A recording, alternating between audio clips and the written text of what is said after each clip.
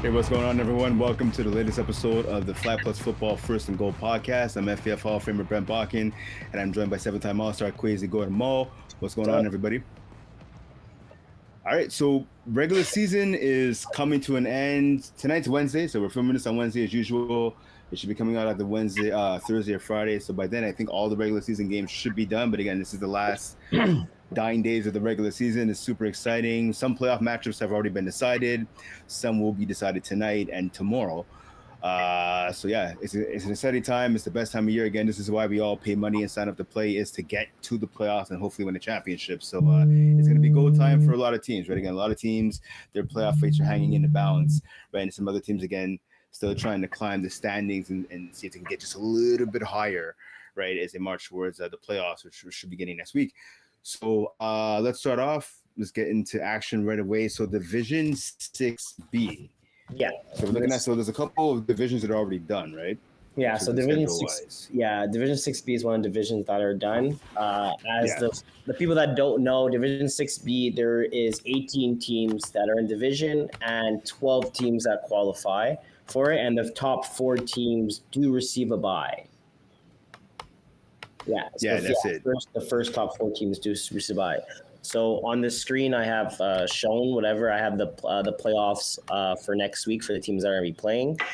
And yeah, so we have the 4 teams that get a bye this week. The 4 teams that receive a bye because they have the best record. We actually had a 5-way tie, which is kind of weird to say, with 5 teams ending 8-2. So when there's a tie, it pretty much goes down to points again. So it's unfortunate if your defense is not one of the best defenses in your division, because that's a reason why you won't make it in. So for example, you had FC Bling that finished 8-2. They had 310 points for, 252 points against, but they had the most points against out of the 5 teams. So unfortunately for them, they finished 5th instead of finishing the top 4. Yeah, so yeah, it's exactly what you're talking about. So yeah, again, points against matter, right? And the points obviously in the win column matter the most, but points against are the second kind of major tiebreaker versus like head-to-head record, right? So individual record, I should say. So yeah, like you said, FC Bing finishing in 5th. Again, this is a powerful team. It's a strong offense. The defense isn't horrible, but again, 252 points is the most out of actually a lot of teams in the division. Looking at it right here, they're in the bottom 5 in terms of defensive ranking, with bottom 6 really with the 252 points allowed, hence why they got bumped out of that 4 spot. So again, like you said, the result of that is them having to play in the first round of the playoffs, but that's okay. That's okay. You know what? If you're a good football team, that shouldn't matter. And FC being, as we said throughout the last couple of weeks, they're definitely a good football team. And look at their record, right? The record is 8-2, so obviously it's not too shabby. Yeah, and they have 310 points for. They have the second most points for this. Third most points for in the season. Yeah. The only 2 teams that have more than them is the Impact and Panthers. So I mean, they score points, right? So let's kind of have a breakdown with the teams that are playing next week. We have Cougars versus Big Acids, TD Blitz versus Bet Over, FC Bling versus the Stables, and Impact versus the Spartans. So those are the, sorry, I dropped my pen. Those are the 4. Those are the 8 teams that are going to be playing for the first round in Division 6B. Any of these games speak out to you, or? Well, looking at it, right, I mean, like you said, obviously FPF is about offense, right? It's about scoring points. So like you said, right, obviously FC Bing can score points. The Impact, talk about their offense, right? 315 points a game. They definitely know how to score points. What's going to matter here is defense, right? Can a team like FC Bing, that we talked about, this struggle a bit defensively, can they get their act together, right? We talked about, and pardon me, they're taking on obviously the Stables. So I mean, the Stables, if you look at their squad in terms of where they say, yeah, they're the last team to get into the playoffs. Their defense, they've let in less than 300 points, so it's not exactly a great defense, but their offense isn't bad, right? They scored 244 poinks. That's nothing to sneeze at, talking about the Stables, right? So I like that FC Bing and Stables game, obviously. I mean, you look at the Spartans, talking about, so the Spartans are taking on Impact, right? So it's the question can Impact continue their offensive dominance when they take on the Spartans. Spartans, right, 239 points allowed. They can definitely score points, 252 points scored. So the question is, who's going to be able to come up and play some defense? Who's going to come up with that key stop? Because getting in the playoffs, don't forget, no matter whether you're in tackle football or here in flag from Division One women's, Division One with the guys, all the way to Division 6B, like we're talking about here, defense wins championships. You have to come up with at least one stop a game to give your team a chance of getting a W. So who's going to be able to get that stop? Yeah. Also, we have a couple rematches, right? So FC Bling and the Stables played each other already in the season. They played each other in week 8. FC Bling won 37-34. So close game. FC Bling takes it down by 3. So they say usually some teams don't beat a team twice. They usually just share 1-on-1. So that's going to be a very interesting matchup. You also have the Impact versus the Spartans. They also played versus each other as well, and I believe the score was about like 20-14, something around those lines. I know Spartans won. Let me just look at it here. Spartans won 30-16. So even though the Spartans are I believe the Spartans are the higher seed, no, the lower seed. So Impact is a better team, but again, Spartans beat them by 14, right? So that's also something to kind of go from. And then Cougars versus Big Assets. They played already this year. So I was looking at that before. I believe the Cougars, I think, won the first match. Let me just double check that. I had it on my screen a second ago. Yeah, so the Cougars, the Cougars won 28-12 versus the Big Assets, and then the last game we have is TD Blitz versus Bet the Over. And they also played before, and TD Blitz won 27-25. So all these teams played against each other in the regular season. So it's going to become a lot of rematches. We're going to have basically rematches. Yeah, exactly. That's it. And only team that kind of got blown out was Impact. But again, week 8 was technically week 8. It's basically like week 4, week 5, depending on their schedule. But they're kind of in between the season. So a lot of teams kind of fixed up their struggles and kind of got a better feeling of how to kind of run their offense and defense and stuff. So it's going to be very interesting first round of playoffs for a lot of these teams to see who's going to come out and get into the second round. Yeah, definitely. I mean, and the thing I think with having both all the teams, basically all 8 teams having faced each other before, right, is you get a little bit of familiarity, obviously, right, from having played somebody in the regular season, especially if it's recent. But also, what's kind of cool about that is teams know what worked against their opponent and teams know what didn't work. So you're going to have to expect maybe a couple new wrinkles, a couple new tricks up the sleeve from either of those 8 teams, right? I mean, you don't want to come up with the same. I mean, listen, if you came on and dominated a team, maybe you want to come up with the same game plan if you're that team on the winning side. But if it's close or if you got beat lopsidedly, you got to have some new tricks up your sleeve now in the rematch, right? And that's going to be cool to see what either the 4 teams who lost those original meetings have up their sleeve. And maybe even some of the teams that won, maybe they have a little bit of things that they didn't want to show the first time around either. Yeah, exactly. That's it. All right. So let's go to Division 6A. So yeah, 6A. There's one game going on tonight. I believe I'm working that game. It's Creamsicles against Team V tonight, 9:15 in Laval. So I'm not sure in Laval tonight, actually. So there's games in the Dome and games on the main field. So I'm not sure which field they're on. If they're in the main field, I'll have that game most likely. But the Dome's still open. Yeah. So there's been a couple of games this year at the Dome. Yeah. There's been a couple of games. I didn't know the Dome was still open though. I thought the Dome was still closed. open. I think it's still open. It was open last Wednesday. I know it's open tonight. I'm not sure about going forward. Okay. I mean, well, with the snow we had yesterday, maybe it's a good idea to keep it up a little while longer. So Team V, Team V is the 5 seed, 6-3 record, and the Creamsicles are the 7th seed with also with a 6-3 record as well, right? So this is a huge game. They're both tied with 12 points. Both teams are tied with the Surfer Wet Jets with 12 points also, and the Angry Birds with 12 points. So it's a battle between the 5th place and 8th place teams. Pardon me. So whoever gets the W here tonight potentially could leapfrog all the way up to Cash and McGill swim team, who are sitting in fourth with 14 points. The loser obviously is going to have to stay with the rest of the pack in that 6 to 8 range. Yeah, exactly. So the Crimscos are 6-3. So if they win, well, they have 20 points again, so they can't jump.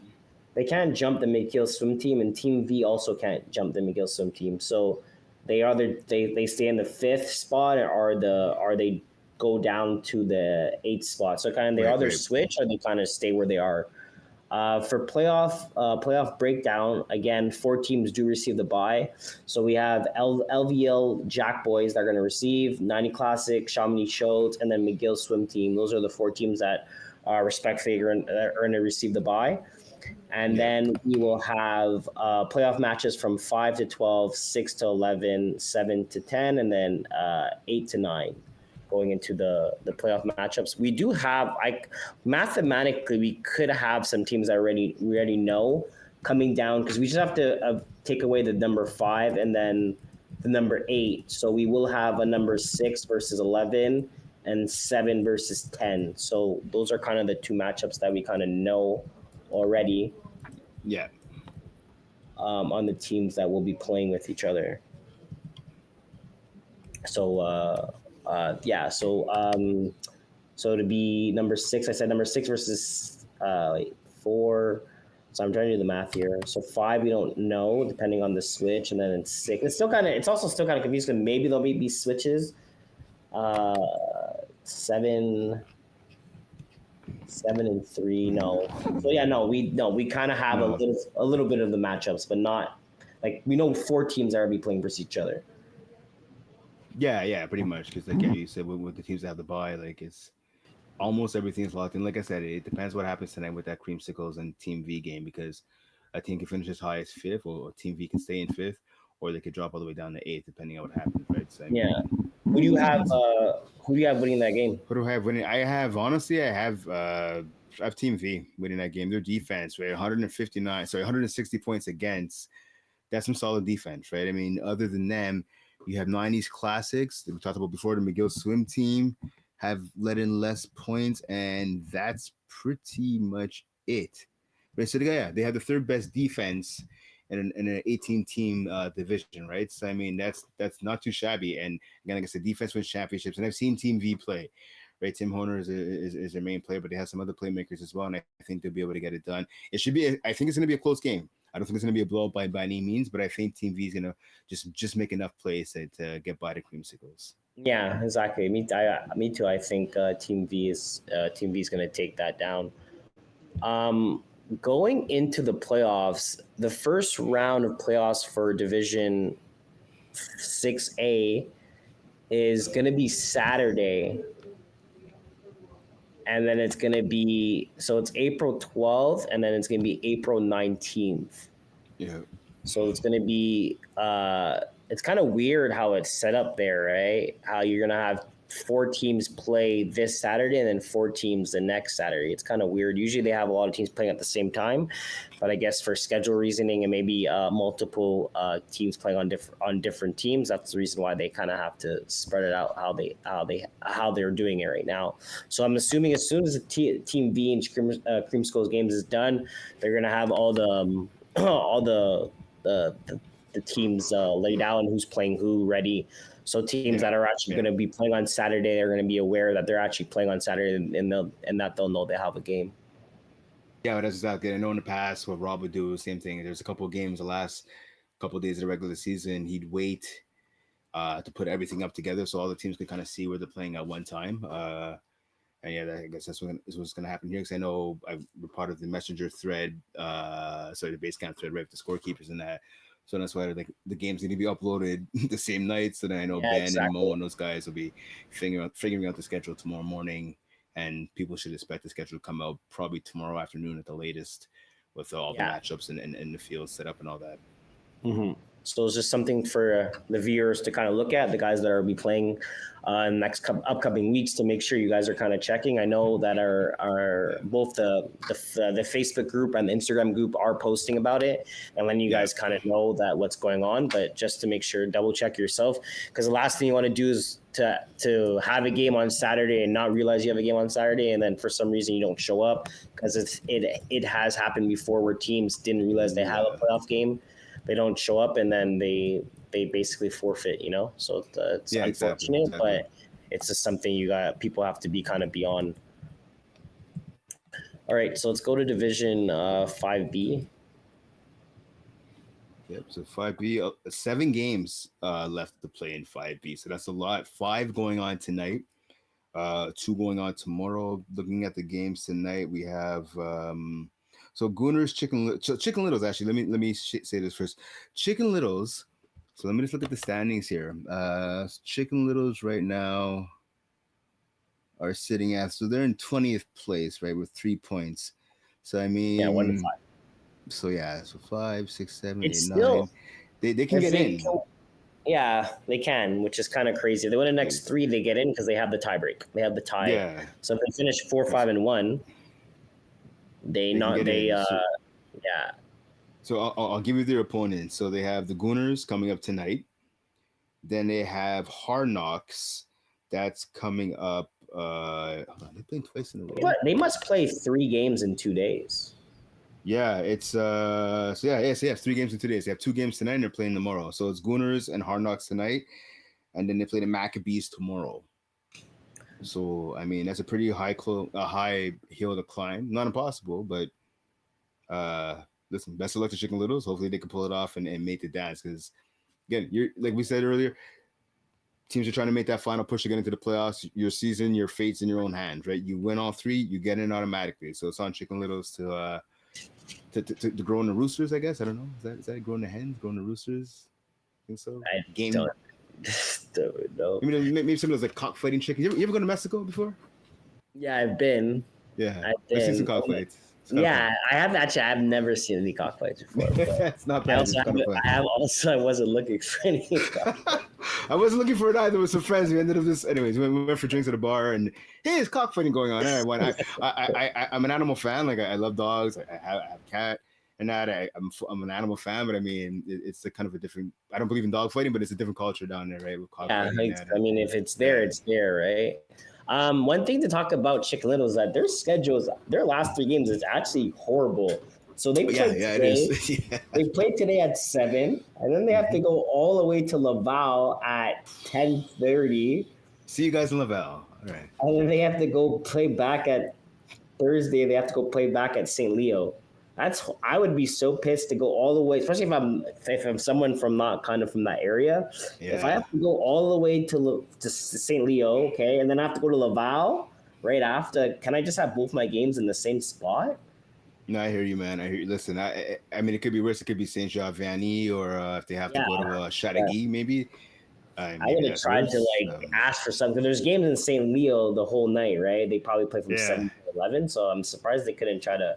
I would have tried to ask because it's a shitty situation. I'm sure maybe that's the reason. I mean, I'm sure they probably maybe made a request to switch some of their games. The reason why their schedule's like that, because it doesn't make any sense how you would have games like this at the end of the season. But still, kind of unfortunate to play 3 games, play back to back to back kind of type of situation, and then 2 games are across from each other. Not really across from each other, but it's still like you play a game and then you have to drive all the way to Laval, then you have to re-warm up. Like you rather might as well just after play your game, you chill a bit, you talk to your friend, no one kind of leaves, and then you kind of get focused as well, right? And they're also a team like if you lose, you're kind of out. Like there's no if you lose one game, it's like. You know, exactly. So like you kind of want to keep winning, which is pretty cool because it's like a gauntlet at this point, right? You win, you keep going. Well, like you still keep going, but like there's more like excitement if you keep winning, right? There's more excitement, more incentives. You know, I hear you. Yeah, listen, I mean, they paid their money, so they might as well show up and play all the games. Credit to those teams too, by the way, who ended the regular season over the last couple of days. They knew playoffs weren't an option. Like we'll get to them later, but like. No regard, KJP teams like that. One team was trying to avoid going winless. The other team only had 1 win. shout out to those teams for showing up, and a lot of others, right? Who in all the different divisions who playoffs are an option, but you still show up for your games. It's forfeiting at this point. What? Yeah. Anyways, Yeah. Sorry?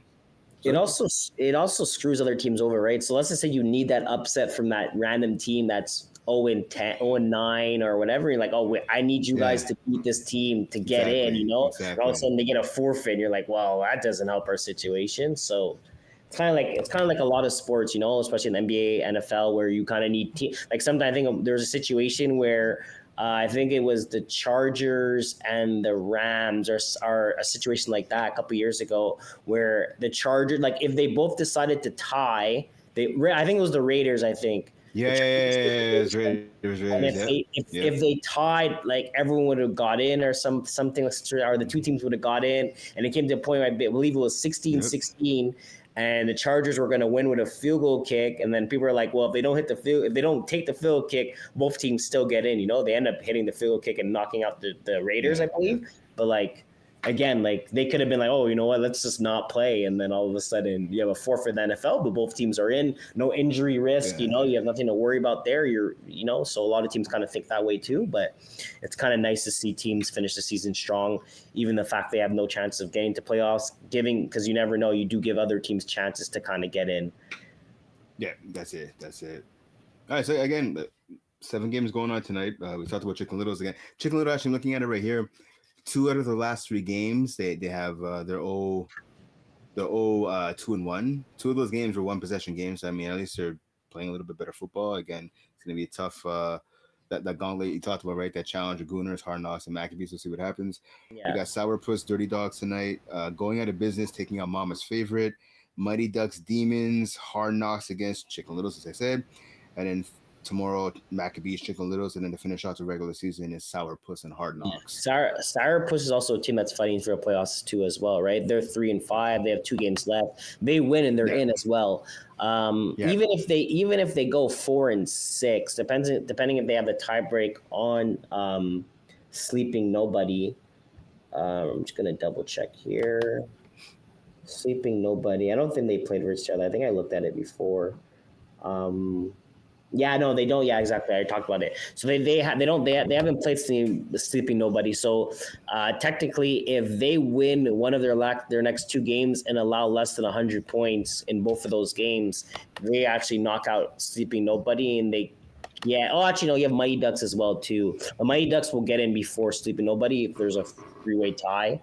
Anyway, so pretty much Sourpuss needs to win one of their 2 last games and make sure they don't allow more than 100 points, and they'll knock out Sleeping Nobody as well. And also pits Chicken Little. Oh no, Chicken Little actually goes forward. They get a tie too, so they're fine. So there's a lot of stuff still going down. Sourpuss, technically, if they win 2 games, they get a firm in, maybe. Depending, no pun intended. They should get the tiebreak on the points against too. And then you have Demons. So there's still a lot of things like that actually happen the next 2 days with both these divisions. Nothing's sealed like other divisions. It's still kind of open.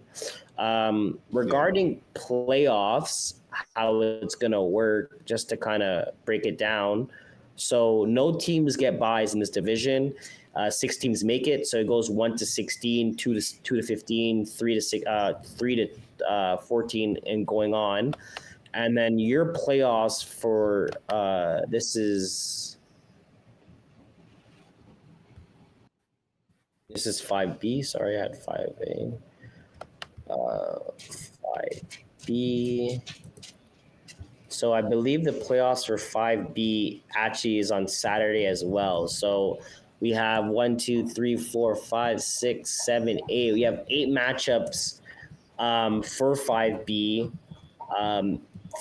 6 of them being this Saturday as well. So kind of the fact that after some of these, especially tonight and tomorrow, as soon as these teams are done playing, the schedules are going to be up. So a lot of teams have to kind of be aware to see who they're playing against. We do have some teams that are kind of already filled in. So we have Pasta Abiat and Crash Out Boys that they're already pinned in as playing at 6 p.m. and Brossard, right? And then you have Gooners and Maccabees that are already playing on Tuesday in Saint Laurent. Yeah. And this is April 12th. So you have some teams already kind of know what time they're playing at. They just don't know their opponent.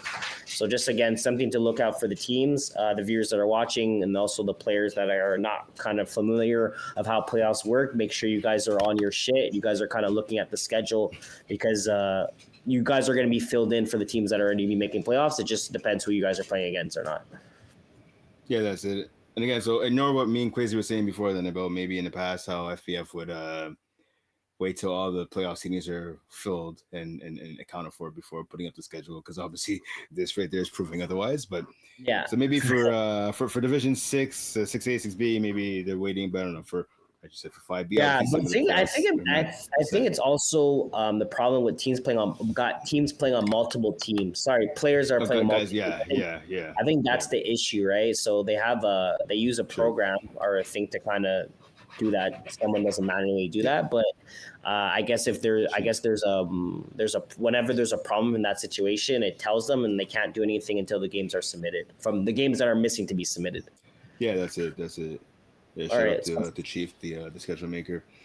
Okay, yeah. 5A. So 5A. So all there's no more games. 5A is done for this division. So there's no buys, right? So I believe it's all 16 teams make the postseason in Division 5A. Yes.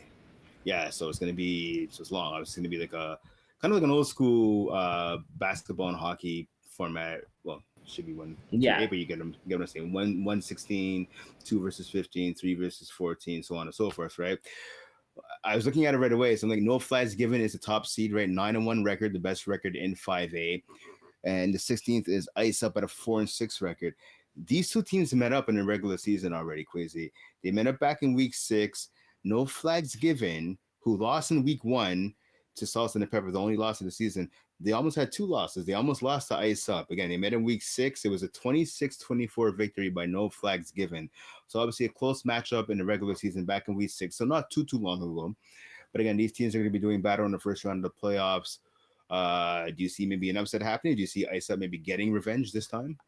Well, I have to say, Ice Up is probably one of the most balanced teams you have. So looking at their points for points against, 284, 284. So they score a lot of points. They also give a lot of points. Yeah. So sometimes that's a good thing. That's a bad thing, right? It's because it goes both ways. Kind of saying if you're able to get a team on a bad day and your defense is able to get a stop or get maybe 1 or 2 stops, it's good for you if your offense is rolling because your offense does score points, right? 24 points in 10 games is still a lot of points. It's over, I would say it's close to 30 points per game. It's about around like 27 points per game, which is pretty good. Right. But then you're also allowing 27 points per game, right? So if you could stop a team like no flags given, that's allowing. They're scoring 344 and they're allowing 265. So their numbers are kind of close with the points against, but their points for is pretty hard. So if you get their offense on a bad day and your defense on a good day, that definitely could be a upset in the making. Yeah, definitely. So as you said, right, it depends on what team shows up. Another upset, one of the other games that stood out to me is going to be happening in the first round of the playoffs.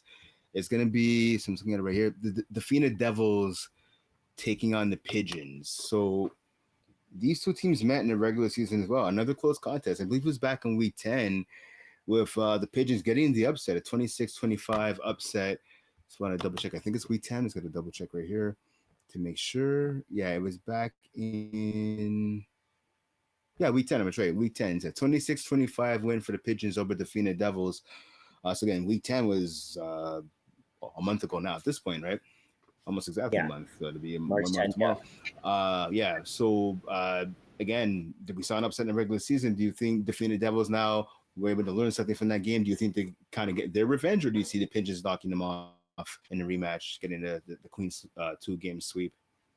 So again, regarding, I'll start with the Pigeons. Right now, the Pigeons are 5-5, 388, 284, 249. So their team, again, they're also a pretty good balanced offense defense.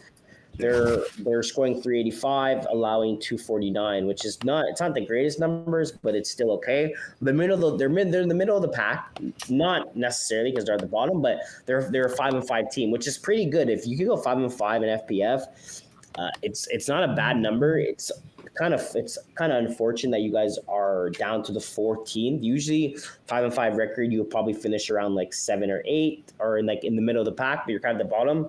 Sometimes that's how the schedule works. Sometimes you have some bad teams that go 1-9. How we have 0-10, so more teams get those wins. But the fact that they're 5-5 and they did have a lot of wins, I mean, the Fine Devils are 8-2. They had a lot of close games in the season. They scored 285. They allowed 225. So they're aggressive offense at scoring a lot of points and allowing only about 22 points per game. So it's kind of like around the number that the Pigeons are scoring. So again, one thing I have to say about playoffs is like sometimes you just need that team that you're playing against to have a off day where you get a pick six, or you get a pick six and a stop, and then anything can happen. The fact that they already played versus each other and it was a low scoring game, 25-24, does help out the Pigeons, because it does mean that they got the stops that they needed. They got the stops that they needed, because it's still around the same average, right? The Fine Devils are scoring 285, so they're scoring about 20. I would say 20 points per game around those lines, right? So the fact they scored 25, they're getting to average, and same thing with the Pigeon, they're scoring 238 and allowing 249. So they kind of bought 3 points down from last time they played, and they scored about 2 points more than that they had. So they're both. The thing is, I feel like it's going to be a very good matchup. But I think the Fine Devils are just going to come out with it. I think they won the reason why they're higher rankings, because they won more games. But I think it's going to be a very good game. Okay, yeah, and that makes sense. Okay, you want to hop over to 4B? Yeah. Yeah. All right. So Division 4B, looking at it here.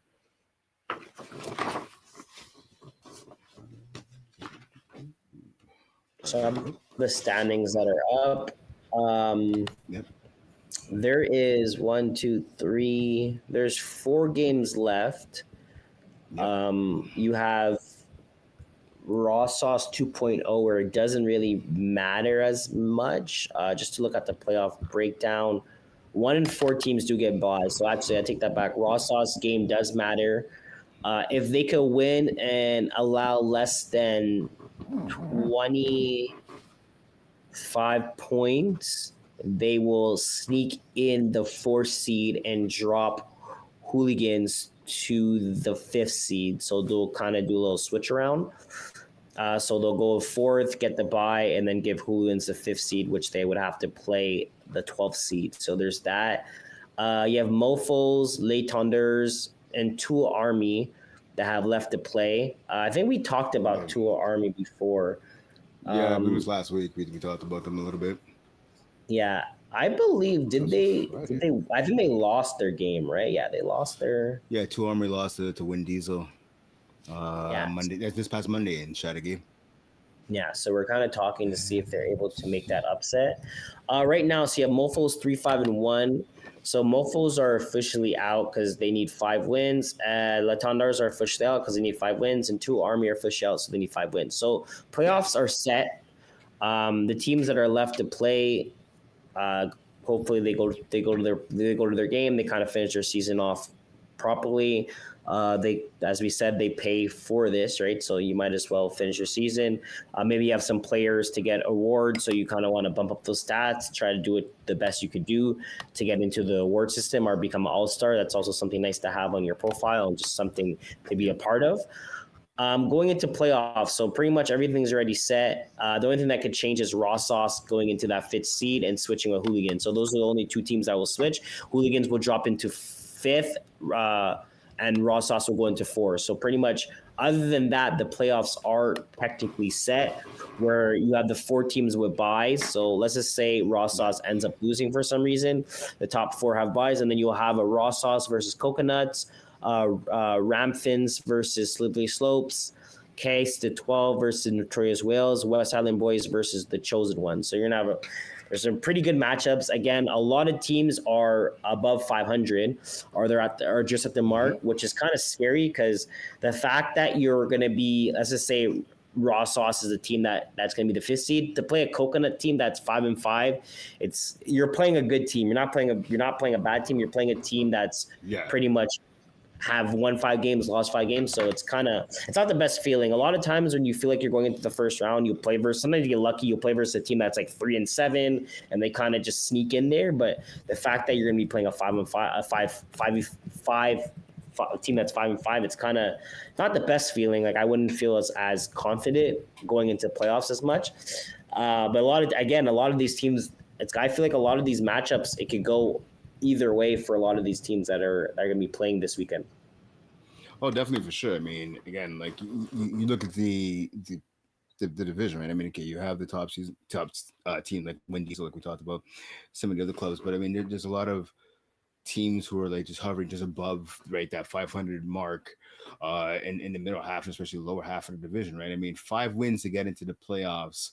That's not the case for every single division, right? So the fact that that's the case for 4B tells you the amount of parity and the amount of talent, right, in this division. So yeah, and come playoff time, we'll see right there. Ramfins, they have a game scheduled, so they should mark that down. It's going to be 9:00 at this Sunday the 13th in Laval, Field 1, playing against TBA. So it's going to be decided obviously after tonight who they're going to be playing against. Actually, after Friday, because the final game to Army Lake Honduras is actually taking place Friday. Yeah, well, I think the Ramfins are going to be playing. They're going to be playing the 11th seed. They can't move. To be honest with you, they can't. But can the 11th seed move though? That's the question. No. Okay, there you go. Okay, so you're right then. Okay, so yeah, so the only 2 teams that can switch is Hooligans and Raw Sauce. Hooligans, Raw Sauce, right? Okay, yeah, you said that. So the Ramfins are going to be playing Slippery Slopes. Okay, so all right, so I think the only difference is maybe because again, I think teams play on multiple teams, so they can't. You're right. For some situation, I think that's the biggest issue. So they want to make sure everything is clear. They basically want to make sure everything's officially done all around, so there's no miss up where they schedule a team and they have to reschedule, because that's where it becomes a problem, right? A lot of guys they're kind of on their shit when it comes to this. So when the teams when games are set, you tell your teams, you guys put in your calendars, and all of a sudden, let's just say as the Ramfins, let's say they are going to play Slippery Slopes. For some reason, Slippery Slopes have 2 other players that are playing on different team, so they can't play April 3rd. They have to play April 4th, or whatever, or something like that. For some reason, it has to be switched. So that's why I think they as DPA, so that could switch as well. So I think they just want to make sure they don't complicate things if they can avoid it. Yeah, I'm just looking at the Slippery Slopes roster right now. They have a decent number of FPF veterans on the squad. I'm just trying to see how many guys are playing on different teams. But yeah, like you said, speaking to your point again, yeah, things are with guys playing on different teams, things will be settled, I guess, once everything is set in stone in terms of the regular season. So again, Slippery Slopes, again, they're playing this Sunday. They're going to have to be determined who they're going to be playing, but for sure they'll be playing somebody this Sunday. Yeah, well, I'm pretty sure they play Ramfins. I'm pretty regarding this, the math and stuff, unless they messed it up it's messed up on the site, but it seems like they're but that's it.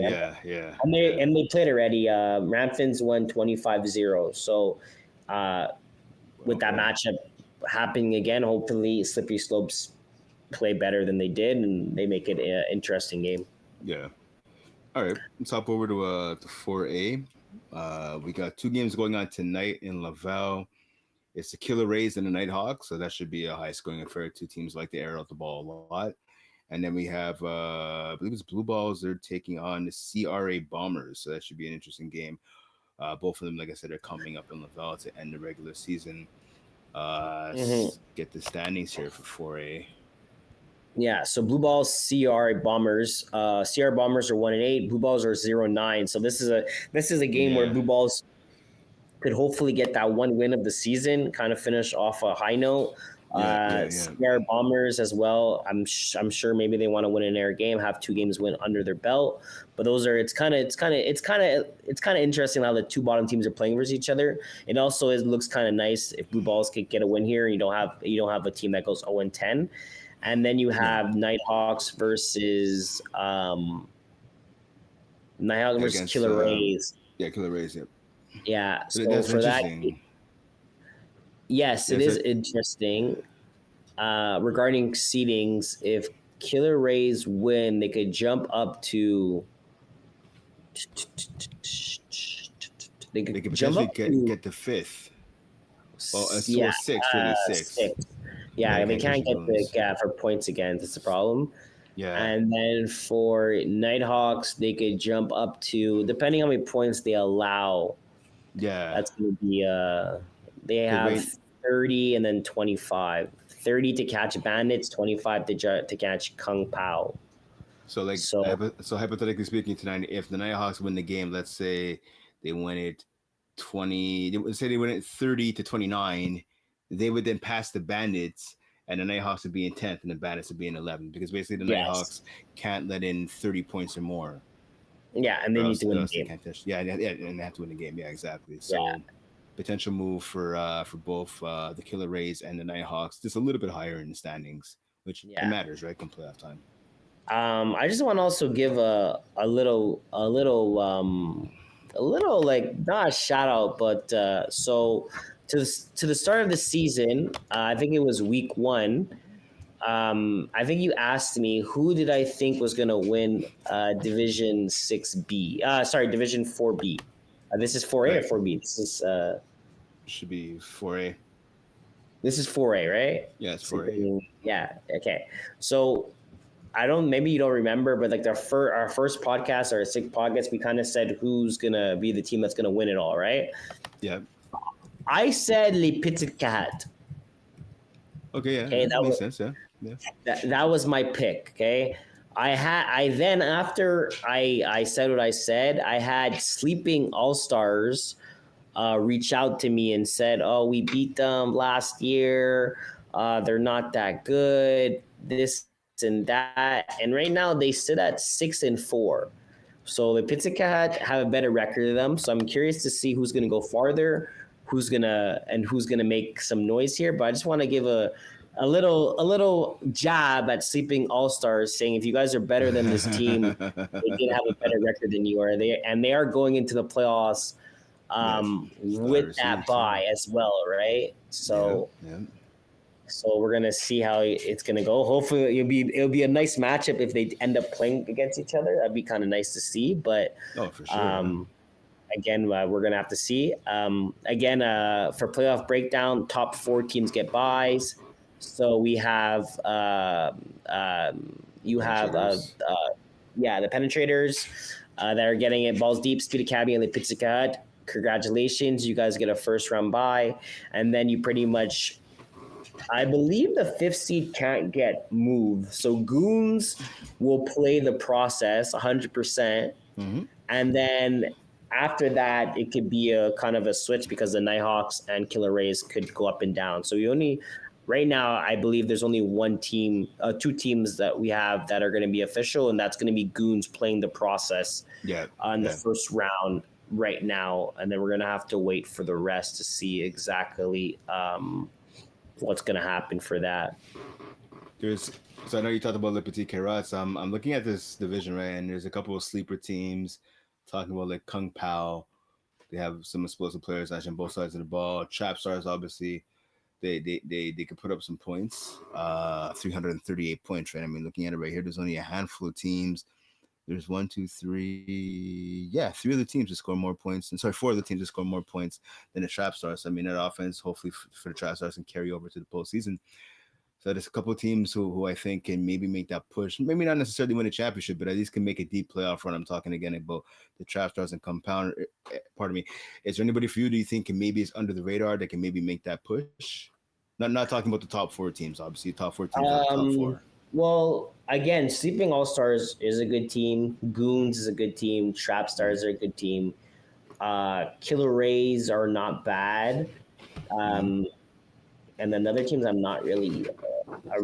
I don't really know. I haven't really watched them play all season long, but the teams that I did name, and then the top teams are the kind of teams I'm familiar with. But again, yeah. So I would say Sleeping All Stars, Trap Star. Those are some scary teams to look at, especially in the seeds that they are. Right. Trap Stars are a veteran team. They've been together. They've been playing for a while. Um, you have like again, they're a team that kind of usually they're in the Division 4 Division C type of caliber, so they kind of fit perfectly in this division. And I'm excited to see exactly how far these teams are going to go. And also, it's kind of scary for some of these teams, right? So after the first win, right? Because technically, mathematically, after the first round of playoffs, if there's no upsets, you have then it becomes 1 versus 8, 2 versus 7, 3 versus 6, Yeah, whatever. exactly. Yeah. So I'm Yeah. curious to see. You have the 6 versus 3. So if Sleeping All Stars kind of take care of business, they have a rematch between Speed Academy. This team, I watched this game a couple weeks ago, which Speed Academy ended Okay. up winning. Okay. Sleeping All Stars had some guys missing, but they are kind of confident going to the game. And they lost, so I'm sure they'll love to have a rematch in that game. And then Balls Deep versus Trap Stars is a second round matchup, would also be pretty intense as well. Balls Deep is a very good team. Again, a very veteran team. I think that's the team with Justin, right? Yeah. Yeah. Justin Weir. Yeah, Yeah. Justin Weir, yeah, Matt Peacock, and the yeah, boys yeah, Richie. exactly. Rich, Yep. yeah. So that's for them again. Trapstars is a team where you kind of look at the roster. They're a bunch of friends have been playing with each other for a while, so you don't think they're able to do a lot, and then all of a sudden they come out of nowhere and they just yeah you catch a L. Same thing as the Goons, right? So they play. Yeah. Yeah. Trapstars play the Goons and they end up winning that game as well. So they're a team that you kind of can't don't think that they're not able to score points and are able to ball because they score points and they do win a lot of games. So I will say, with speaking to your point about balls deep and trap stars, obviously a lot of the balls deep guys play on my team, the commission. We played trap stars, I think, almost every season, except for this past fall cup, which is the first time I put my team in the fall cup in a long time. But every spring season we play at the trap stars at least one time, right? So a lot of those familiar faces, a lot of those guys like Matt and Richie, Justin's played on my team a bunch of times. They have a bit of familiarity with those guys, so hopefully we'll see a Trap Stars and Balls Deep showdown in the postseason. I'm excited about the playoffs for Division 4A. Like, there's a lot of parity in this division, like we talked about with 4B, right? 4A, I mean, yeah, again, you have your top four teams, right? That we talked about, Balls Deep being one of those teams, but you look at a team like the Goons just missing out on that 4 seed. Sleeping All Stars, like you talked about, right? Trap Stars, a veteran team that's been playing together forever. They have chemistry, they have timing down packed. I even mentioned like a team like Kung Pao, right? Kung Pao has a lot of explosive players on both sides of the ball. You look at the Bandits. Bandits are the 10th seed. They scored 356 points this year. That offense is top notch, right? Their defense, they're giving up almost 300, which is why they are what they are in the standings. But if they could come up with a stop or two being the Bandits, right? They show they can score points on the board. So, I mean, anything could happen, I think, in this yeah, division. yeah, it's very scary to be honest with you. A lot of these teams, I'm kind of worried for some of these high seeds because this is the division. This Yeah. is probably one of the divisions where you see a lot of high seed team get knocked out early on into the second round, and then you have a matchup instead of a 1 versus 4, you have a 6 versus 7 or some weird thing that could happen. So Yeah, exactly. um, Exactly. it's going to be very. I'm very excited too when it comes playoff just to see upsets or our matchups. Because it's like, oh, we're the second seed, we're playing versus the 7th seed, but like you Right. think you Right. have a bigger advantage than you actually do. So Yeah, yeah, exactly. uh, Exactly. so Exactly. as we said, balls deep 7-2-1, and then you have trap stars 6-4. So they have a 2 game difference. One's a tie, so like it's like whatever, and then it's an extra win, right? It's like extra non-loss. So it's like they're right next to each other at the end of the day, but they're five rankings behind each other. So Okay. Okay. let's go to Division 3. Yeah. So couple of big things. So I know last week we talked about the Stoics, right? So, and Big Fat Bass still having a chance to make the playoffs. The Stoics kind of stomped those dreams right out. A big 62 to 14 victory by the Stoics. The only reason I'm bringing it up is so Chris Rive was not the quarterback for the Stoics in that game. It was Noah. So I can't pronounce that. So Minahan. So when I got him as kids, I've had a chance to watch him play for the X-Men. Mhm. Fantastic kid, fantastic athlete. He went 17 of 21 for 260 yards, 8 touchdown passes. Yes, 8 touchdown passes and 1 rushing TD. So then they dropped a 60 burger on a Big Fat Bass. Unfortunately for them, that spelled the end to their playoff dreams. Emerson Peterkins, the one that we both know, had like 5 TD receptions in that game. So yeah, James Drysdale. I had no idea he played for the Stoics, but I don't know if it was because they're able to manipulate the cap to get him on the roster or whatever. But he had 2 TDs and INT. So shout out to the Stoics. Is he playoff eligible? I don't think he's playoff eligible for that team. Let me just check it right here. Actually, the Stoics. It's 4-9. I know James. Like, yeah, it's a powerful offense there. So James, I don't miss a bunch of games for all his teams this season. A little mixture of injury, I think. A little mixture, definitely of work. He's played 7 games, so he's. Wow. Okay. Wonder how many games he actually played. So he's definitely yeah. Oof. All right. Yeah. That's Alex Dubois, Chris Riverd, Emerson, Emil, Wade, James, Justin, Mike, right. Noah, and then yeah. Tyson. So this team is actually pretty fucking. This team is nasty. Yeah, they're pretty loaded. Their receiving core is pretty scary. Yeah. Yes, it is. You have three of the youngest. You have 3 of the youngest upcoming FPF stars with the brothers, Emerson and Tyson. Oh yeah, Peterkins. Yeah. 2 top, and then you also have Noah as well as young. He's I think he's probably like 16, 17 now. He's pretty young as well. So you have 3 young guys, these are guys that can take hooks, score touchdowns easy. You have a veteran snapper, you have Mike there, and then you have an all-star receiver, you have James as well. So you have what do you do in that situation where all these guys are lined up? You have Mike that's a veteran snapper that can get into the zone. You have James that can open up the field. You have Tyson that kind of could win a lot of jump balls, and then you have Noah and and don't forget his brother Justin. So Justin's swimming a hand as well, right? He's on the team. He's a playmaker himself, right? So exactly. 2 sets of brothers. You have. Yeah. Okay. So this team is. And don't forget. So I don't know if you know Emile Gregoire. I don't know if you had a chance to play against him yet. I called some of his games last couple of years. So former receiver. He's eligible too. How do they fit this whole roster? So he's going to be playing for Ottawa for the GGs. I wonder if they all signed on with the GGs, and he's legit. Yeah, I don't know. So some of these guys fit because their ratings are low, right? Like Emil's rating is low because he's only starting to kind of burst onto the scene the last year or so in FPF. The Swinminahan brothers, they both played in FPF Junior, right, for like a zillion years. They still play in FPF Junior, actually, I believe. So they're playing in 5-on-5 now, right, against the adults, but they've been in FPF Junior forever. So you have a lot of low ratings, I'm right? Like even Tyson too. 70. These guys are base. These guys are base 70. This is how you do it. This is exactly how you do it. Right? Even Emil is pretty. Yeah, you're pretty. Yeah, and they have Alex Dubois, veteran defensive player too. This team is.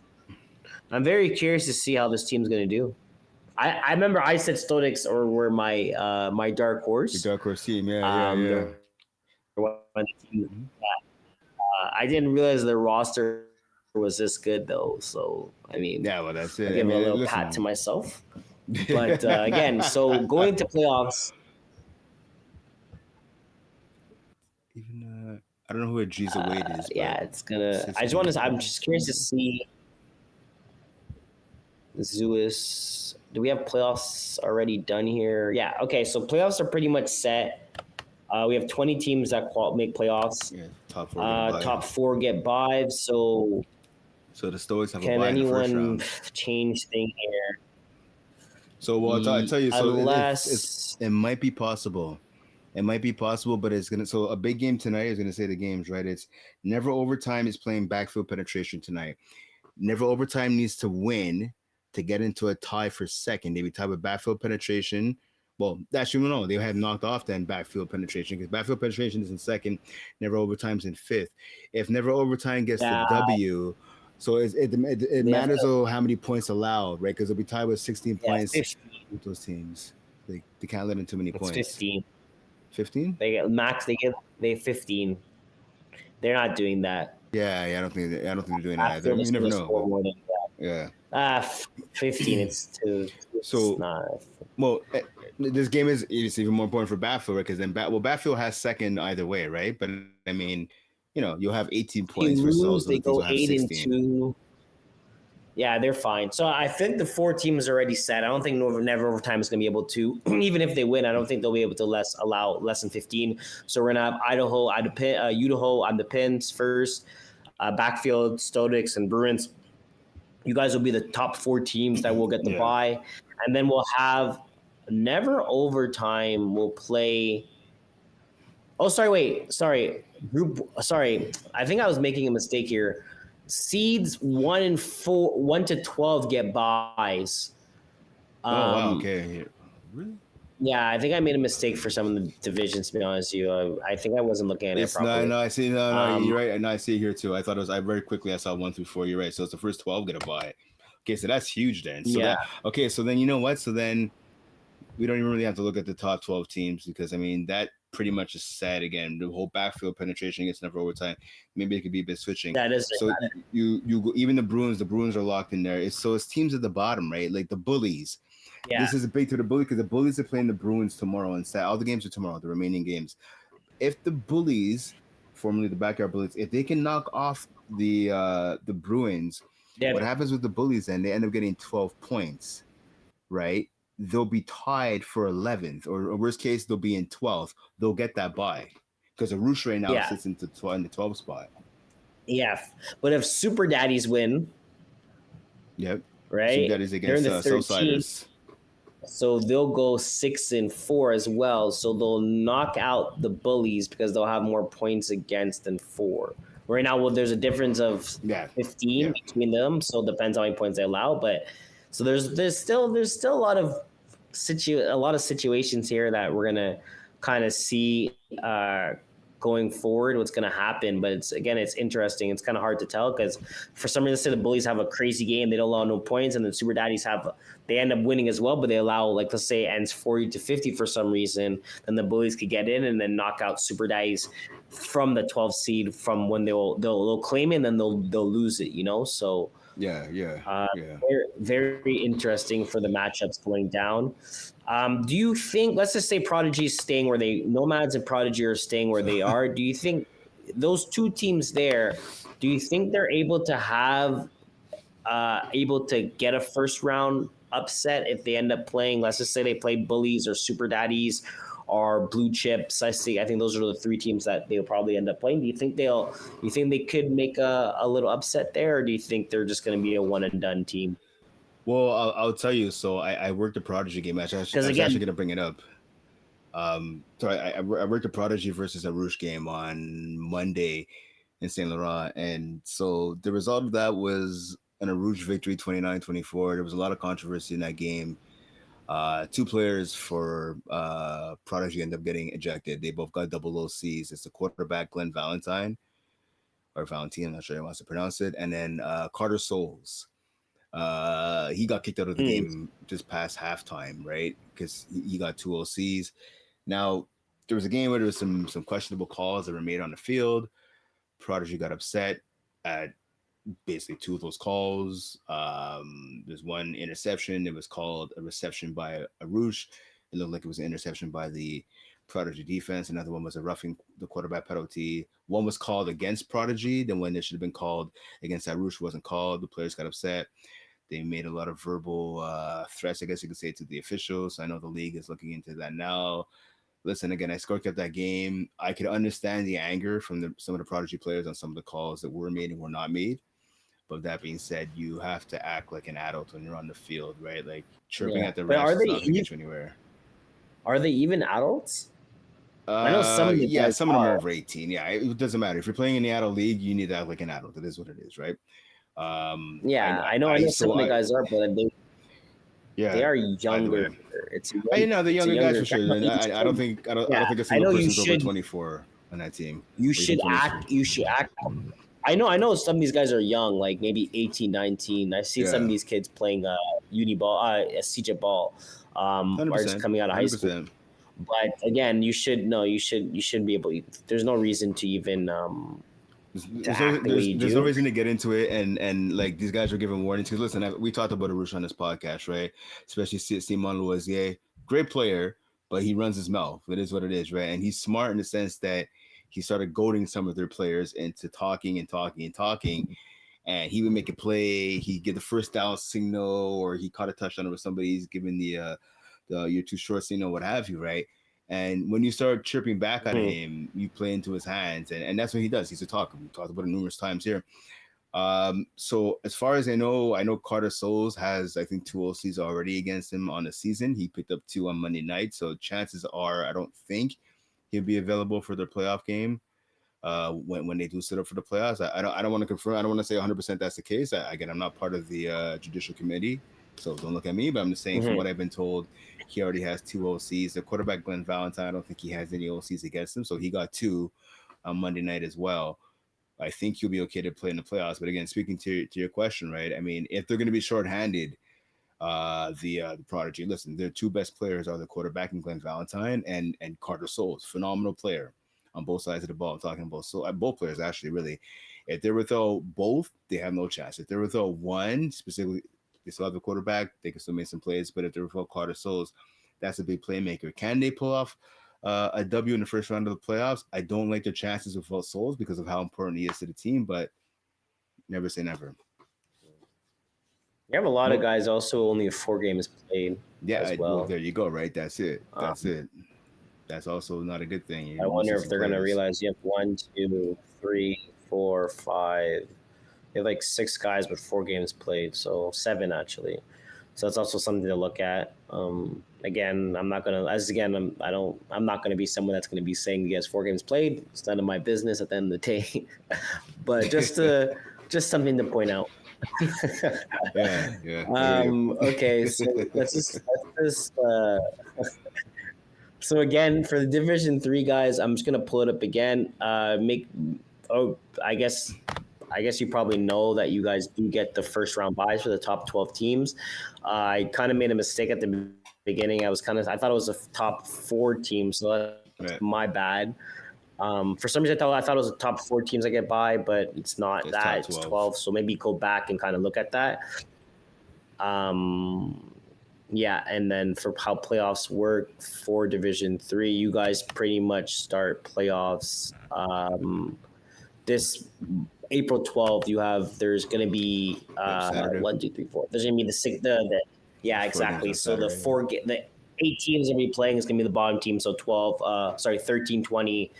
19, 14, whatever. You guys are going to be playing on April 12th, no matter what. So just make sure you guys are checking out the schedules.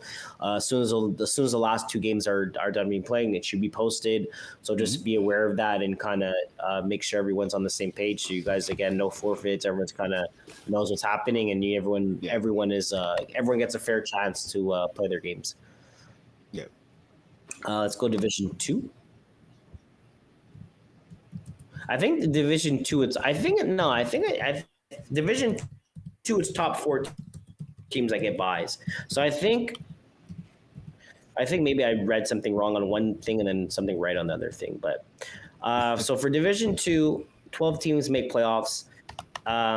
Every team is done. We're settled. We have our top seed to our bottom seed. We actually had some big games that actually happened. You had Diamond Bougie play Shake and Bake. Diamond Bougie gets the win and they get into the playoffs.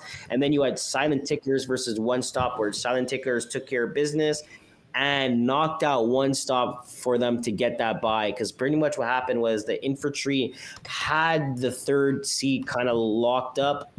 And unless Shake and Bake got a win or One Stop got a win, and they both took the losses. So pretty much what happens is that One Stop got the 5th, Shake and Bake got the 6th, Diamond Bougie snuck into the 4th, and Infantry stayed in the 3rd.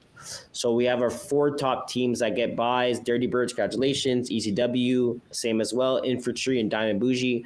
You guys get a free pass going into the next round. And then we have some crazy matchups going into the first round. You have One Stop versus Party Ballers, which is going to be a really good game. Shake and Bake versus Vultures, again, a good game. Fins Up versus Kush, and then Silent Tickers versus Idaho Utah Pimps. So to be honest with you, we have 4 matchups that are going to be very super good.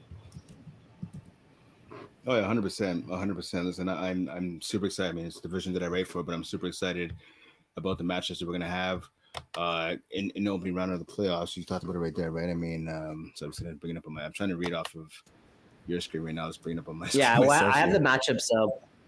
I have the matchups on the screen now. If you want to look. It's weird. For some reason, I'm trying to see them on your screen, and okay, I see them now. It's a little blurry, but I see them. Yeah, wait, like I said, we have One Stop, Party Ballers, Shaking Big Vultures, Cushion Corinthians, 13 Fins Up. Yeah, Silent Ticklers against Idaho You the Pimps. Listen, there could definitely be some upsets. There could definitely be some upsets in Division 2. Let me tell you, I had a chance to work a couple games this past weekend. Silent Ticklers knocked off One Stop. Actually, I put that in my articles. My upset special last week. Silent Ticklers, thank you for making me look like a genius. They knocked off One Stop, right? Shake and Bake, like you talked about, they fell. Like I said, to Diamond Bougie. Most people had, myself included, had Shake and Bake getting into W there. Diamond Bougie has a top level defense, right? They gave up only 29 points. That's pretty impressive. So now Shake and Bake against the Vultures, 2 similar quarterbacks, right? Obviously Ben McMahon, Marc-Andre Rees. 2 guys, whatever they lack in height, they make up for in speed and athleticism and strong arms. Right? These guys can move. They could change directions on the drop of a dime. They don't mind airing it out, right, as quarterbacks. So Cushion Corinthians, so is going to be interesting. So I imagine the veteran Simon Dagenet, the Hall of Famer, is going to be their quarterback. But don't be surprised by me if it's Jalen Greaves. So I wrote about it in my article. If you want to have a chance, check it out. But Greaves has been like pretty solid at quarterback for Cushion Corinthians, right? 13. I don't think you take out your quarterback for your top receiver. I see. Well, that's what I'm thinking too. But Like okay, you know what? I'm going to go back. I feel like Simone built the team. I don't think he's benching himself to. I don't think so either. I don't. Listen. I agree with you 100%. If you have Greaves, pardon me, who's your best receiver, you have him play quarterback. I mean, he's a good quarterback, but is he better than Simone? Maybe not. And did you take away from having one of your best receivers play at his natural position? But I was going to go back. I guess the games that Reeves played, I'm assuming Simone just wasn't there. Because if Reeves plays quarterback, Simone doesn't play anything. Yeah, it doesn't play anything else. Yeah, that's exactly it. Hold on, I'm just gonna look at it right now because I just want to give it some context. I wrote about it in my article that I put out on Saturday. Just looking at Cushion Corinthians right here because I had this article. I do it every year for whatever division I'm running for. It's called Contenders, Pretenders, and We're Not Sure Yet. And I believe I put Cushion Corinthians and We're Not Sure Yet. Yeah, okay, so 6-4. And so Emerson played 1. Spino played exactly. 2. Emerson played 1. Emerson played 1 game as Q. Just George played 1 game. Jalen probably threw 35, 59, 8 TDs. He probably threw for 2 games, I would believe. I don't think 359. Yeah, he probably threw for 2 games, and then Simo threw for 6. So mathematically, Jalen threw 2, George threw 1, Emerson threw 1. It just means Simo missed 4 games. And that's the reason why he has 6 games played. So I just think it's the games that he wasn't there. They kind of just had someone fill in, and Jalen was one of the guys, and then Emerson was the other one, and then Timo was the other one. So I think it's that. I hear you 100%. I hear you 100% on that. I'm just wondering, he's missed 4 games. 4 games is kind of a lot, right? In the 10-game season. Hopefully, again, Simon will be there or put any question to bed. I'm just saying, if he's not, they have an option. Because, I mean, if you have Simon there and you have Jalen at receiver, you have him. You have Juwan Edshaw, right? You have Owen Bujarski, very underrated receiver, by the way. Justin Blanchard, Simon's deep threat. Laurent Foucault, right? And Mil Gregoire, I think, has enough games qualified as well, if I'm not believe. That's a really deep talented as well, receiving unit that they have for Cushion Corinthians. So I'm thinking, can they pull off the upset? Can they knock off Fins Up? Fins Up is struggling right now. They're struggling, Fins Up. I don't Yeah, I don't think so. I think they need Simo as Q. Okay. I think Simo is a better quarterback than Jalen just because the system, how he does it. He just has to make sure he feeds Jalen, make sure he gets the ball, make sure he's getting at least 10 to 12 targets a game, and then you live or die with that. I don't think Jalen, even though you do have a couple of the guys, I think Jalen, he's not a quarterback or he's a receiver. Yeah. Yeah, you do have some guys that could end up playing the Q, but at the end of the day, Fins Up is a veteran team. They will have a scheme ready for that. I don't think Jalen's going to get them. I don't think Jalen will get them the win. I think they have better chances with Simo as quarterback other than Jalen. No, I hear you. No, so I'm talking about if Simon's not the quarterback, I think Fins Up wins 100%. I'm saying if Simon is there, like what are the chances you give Christian Corinthians 13 of beating Fins Up if Simon's a quarterback for Christian Corinthians? Because again, like Fins Up right now, they're struggling. They only have one quality win over the last couple of weeks. Actually, there's one win I think period over the last couple of games. Right, they're a team who's kind of backing into the playoffs right now. Speaking of Fins Up. I'm looking at it right here. Fins Up, I believe they've lost 3 out of 4. Well, yeah, they've lost 3 out of 4. Fins Up. The only W is over Mongoose. 0-10 Mongoose is the only win in the last 4 games. Yeah, but their schedule, it's a competitive division. They had a hard loss versus Idaho. They beat Party Ballers. They lost versus Dirty Birds. They beat Mongoose, not a good team. Silent Tickers, they lose by 1, and then Shake and Bake, they lose by 6. So I mean, close games coming down the stretch. They still are scoring. They're still one of the top teams that's scoring a lot of points. So it's not like they're losing these games and not scoring points. The only game that didn't score a lot of points is against Dirty Birds, and Dirty Birds is pretty much probably the best defense so far. And then Party Ballers is also one of the probably top 3 to 5 defenses in the division. So they had 2 games where they scored less than 30. Other than that, they're dropping the points. Again, we know their defense is not a good defense. I think they're aware of that too on all the teams they're playing against, and every team is pretty much scoring more than 30 plus on them. Yeah. So their issue is not their offense. I think those scores just how many stops they're gonna have to get. Well, that's true. Like 50, Shake and Bake dropped 52. Silent Ticklers almost dropped 50. Like that's a lot of points, right? A lot of but they've been doing this since week 1, right? Week 2, week 3. East W 47, Vultures 41, No Regard 34, No Regard a team, Idaho 48. So teams start scoring more than 40 on them. They're just lucky for them to score more points than what the other team what they're allowing, and then I guess.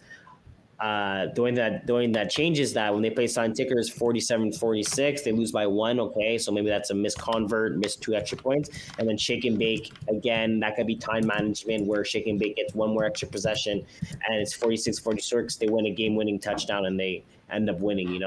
So it's just something to look at there. Also something for Simo. I believe he's the head coach for ETS as a women's team, so it could be also. It could be a schedule thing there too, when he had a game for Kush and he had a game for ETS at the same time, where he had to make one. So that also could be a reason why he missed some of those games that he did.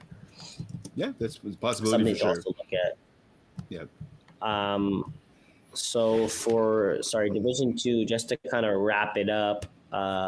So we have the 4 games. So out of the 4, there's not a lot of teams here, right? And we kind of could choose to see who's going to win. So the 4 games here, do you want to tell me who do you think is going to win, who's going to lose? All right, so let's look at it right here.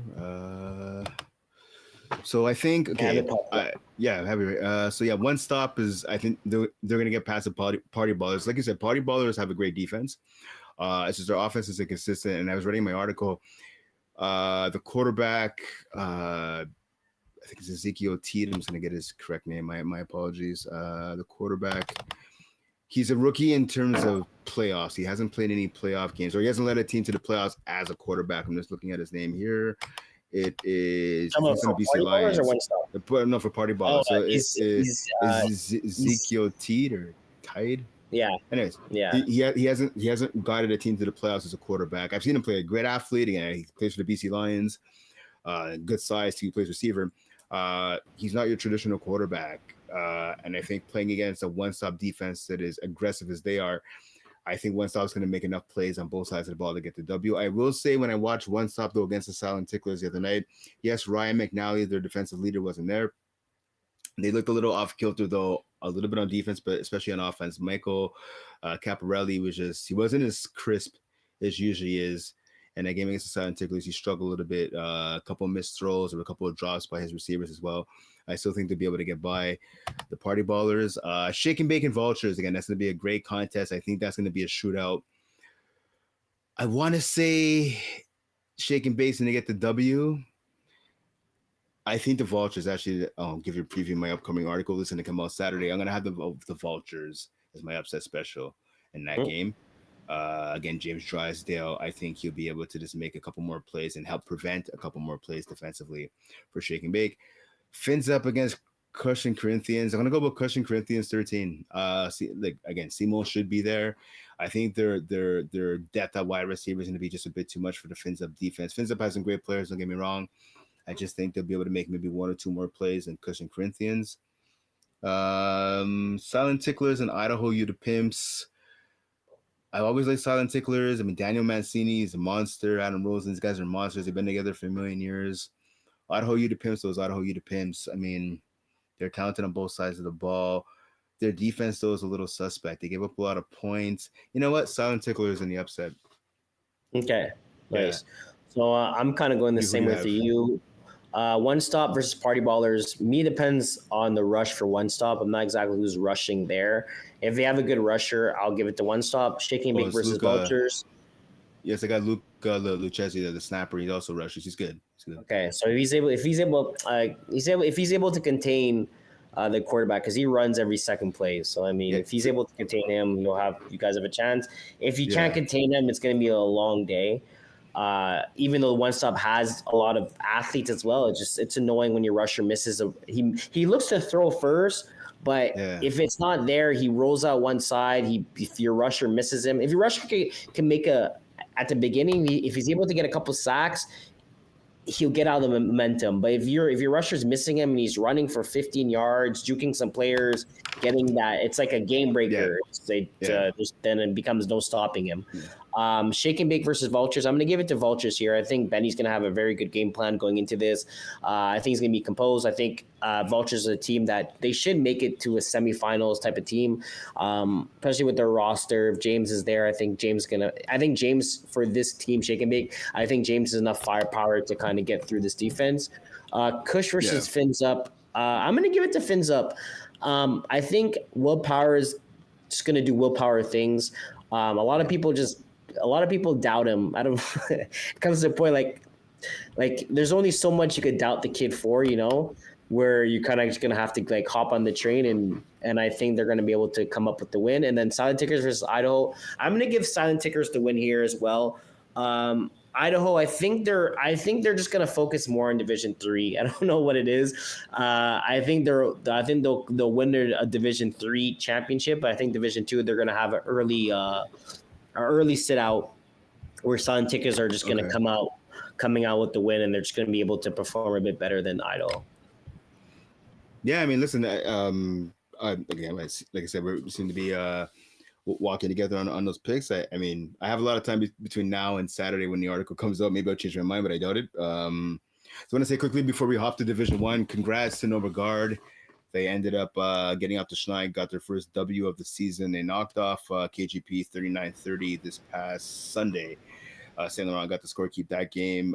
So Jeff Rosenblatt, our president, he played quarterback for the Silent Ticklers. They had a bunch of subs, actually. So Jeff came in, he threw some touchdown passes, obviously. Shout out to Maya DeFazio, so Gino's kid. So obviously, she's in women's 2, I believe. Yeah, the women's 2 with the CJ pass. We'll get to her in a minute. She ended up snapping in that game for No Regard. She came up with some clutch catches, and she had a big INT actually to kind of help seal the game. I saw that too. I was kind of curious to see how that happened, but so a pass was thrown. I believe it's to Brandon Parm. He kind of tipped it into the air, and Maya was playing off of him a bit. She got a hand on it, she tipped it up, and then she ended up catching the rebound, I guess you could say.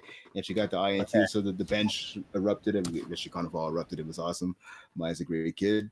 Yeah, so shout out to Huge them, no trade. regard. Yeah. I talked to my buddy Terry on the team. He was talking about, listen, we're 0-9. Some guys weren't showing up. They didn't want to be 0-10. He said, forget that, man. We're here to play, have some fun, and we still want to win.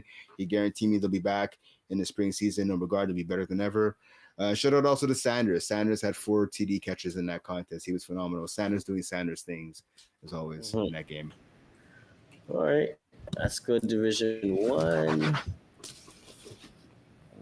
So, yep, So Division 1 is also set. Yeah. Yep. So unfortunately, you have Blessed that's not making the playoffs this year. Sorry, not making the dance playoffs, whatever. Still, congratulations on your season, 2-8. I know for their team it was a bit different because the new rule FPF is introduced about the 4 downs midfield, 4 downs to the touchdown. Their offense for the the people that don't know Bless's offense, it's kind of like they kind of roll where they kind of go from a system where it's old school where you get 4 yards, 4 yards, 4 yards, and becomes a first down. So like how I see it, how I'm a running back coach, I used to tell my kids, especially my kids that are not athletic as much, and they kind of try to go, they run all the way to the side 10 yards, and they run back to their side 10 yards just to get 3 yards. I say it's 1 cut up, and then I kind of try to preach and say, listen, you give me 3 yards every single play, I'll go for on 4th down. So first down, you give me 3 yards, second down, you give me 3 yards, third down, you give me 3 yards. Well, we're in a 4th and 1 situation. We only need 1 yard, Exactly. So Bless is kind of Bless's offense is pretty much the same way like that. Yeah. They run offense where they get 3 yards, 4 yards, and they get into situations where it's 4th and inches, where they just need by 1 catch, and then they just keep going like that. So the fact that they kind of have to get into this new system where those 3-4 yards teams are kind of going to give you that, and then when you do your 3-4 yards and you need actually 20 yards, you become a 4th and 8 instead of being a 4th and 1 or 4th and inches. So for them, it was it was something to adapt, and unfortunately, they weren't able to adapt to it too much. They still scored a lot of points, but again, they also allowed the most points, 445. So hopefully for them, they kind of get back to the drawing board. Stephen Harpenstall kind of gets his play calling a bit differently, and they come back stronger for the next season. Moving forward, so we have Braves and Royal that are going to get there's 2 teams. The first seed and the second seed receive buys. So Braves and Royal and Khayal are going to get the buys, and then you're going to have a matchup between Party Crashers versus Run It Twice, and a veteran matchup between All Stars versus Flag Moi. So those are going to be 2 big games regarding both those teams. Again, Flag Moi has been in this league for a while, and then you have All Stars has been in league for a while. I think this is the first year where kind of All Stars are not a team that receive a bye, so it's going to be interesting to see them in a quarterfinal matchup versus a powerhouse team like Flag Moi. Definitely. Who do you have in these matchups? So you have again Run It Twice versus Party Throwers or Party Crashers, and then you have All Stars versus Flag Moi. So I'm gonna have that's a good question actually. I think I'm gonna take Party Crashers. Sorry, knock off you guys. Run It Twice. And I'm gonna take the All Stars in what some people might say is an upset, maybe not. I think I have them beating Flag Moi in a game as they always do with these guys in the playoffs. Goes down to the wire, the last player to the game. So it's interesting. So throughout this season, right, we've been talking about All Stars, and obviously, again, like you said, this is the first time in I think forever that they don't have a bye.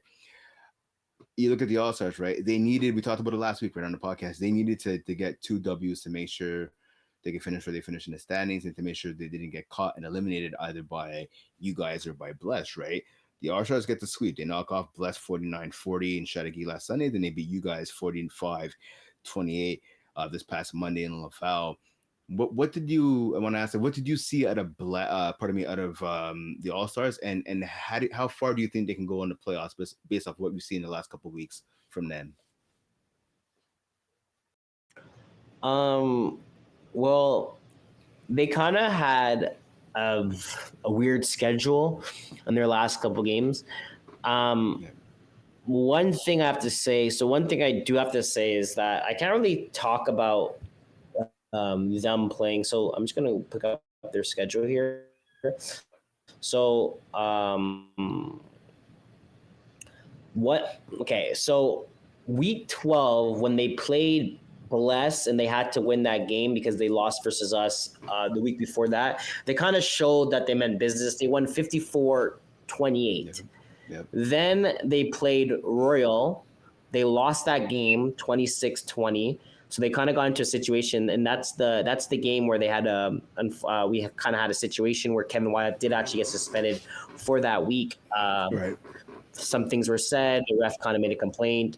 And anyways, nothing really to say like that. But they end up losing that game in the last play of the game.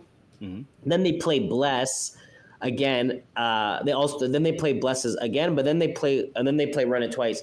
The only thing I can't say is that in that span of 5 games, so they lose versus Run It twice, they destroy Bless, they lose versus Royal the last play, they beat Bless again, and then they beat Run It twice. Kevin Wyatt didn't throw the last 2 games. So he didn't throw versus Bless, and I believe he didn't throw versus I wasn't at the game. I don't think he threw versus Theo threw versus Run It twice. So he hasn't played the last 2 games.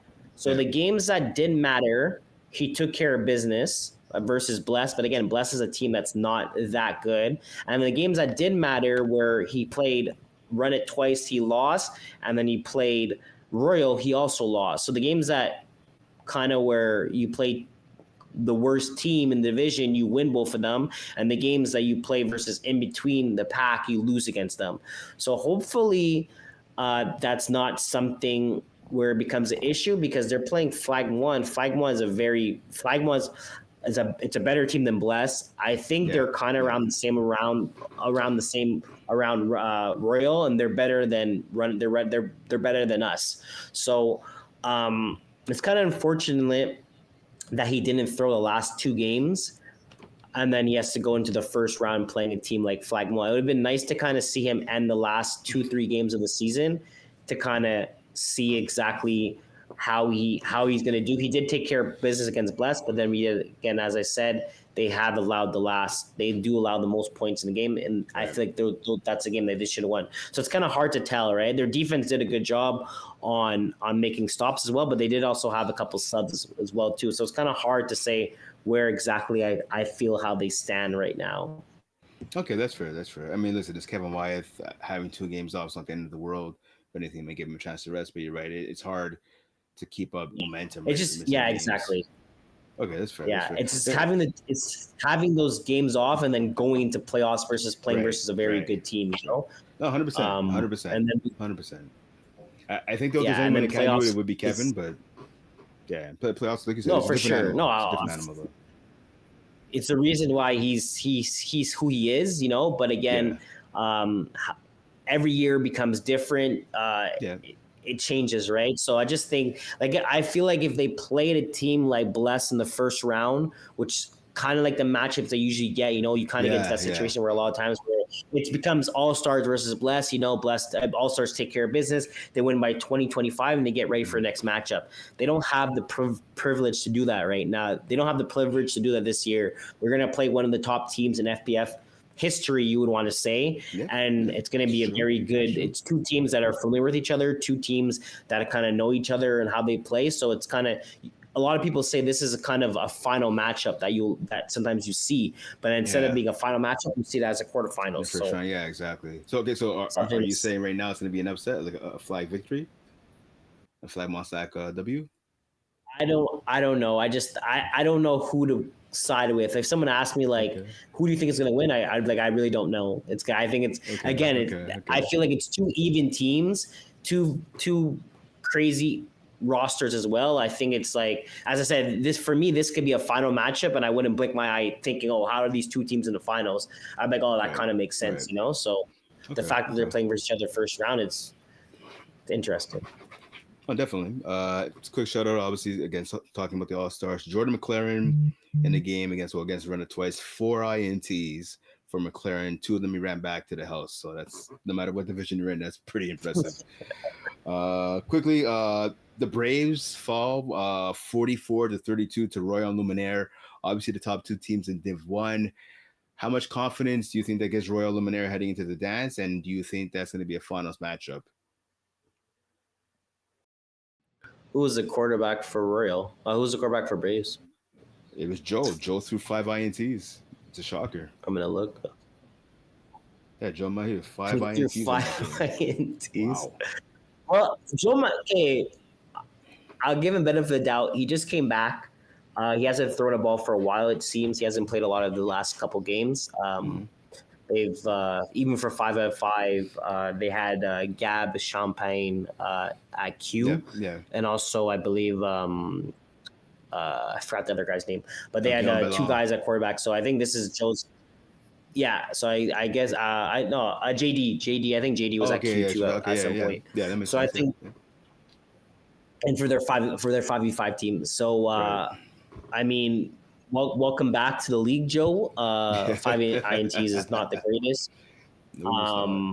But again, when you miss that many games and you come back and you're kind of just trying to get used to it, it's fast, like.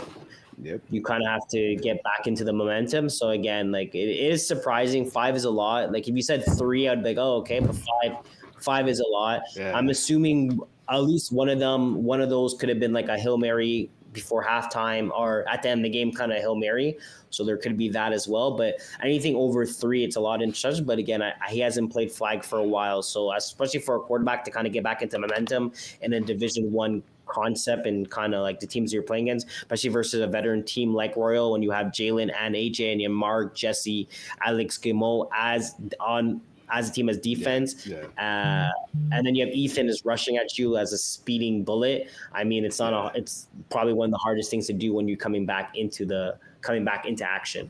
So definitely. Shout out to Royal. I mean, for them, it's a huge boost to intercepting Joe 5 times. For them, it's for sure it's a boost morale for them. And then for Braves, it's kind of back to reality, saying like, yeah, you missed a couple games, but you kind of got to get back into the momentum and realize that playoffs are coming. And it's like a slap in the face, like, all right, I was gone, I'm back. Maybe I'll go outside, get a couple of my friends out, couple teammates, throw the ball around, and kind of get back into momentum before the first round of playoffs, because they do get a bye, right? So they do have that little break, and they kind of get back into it.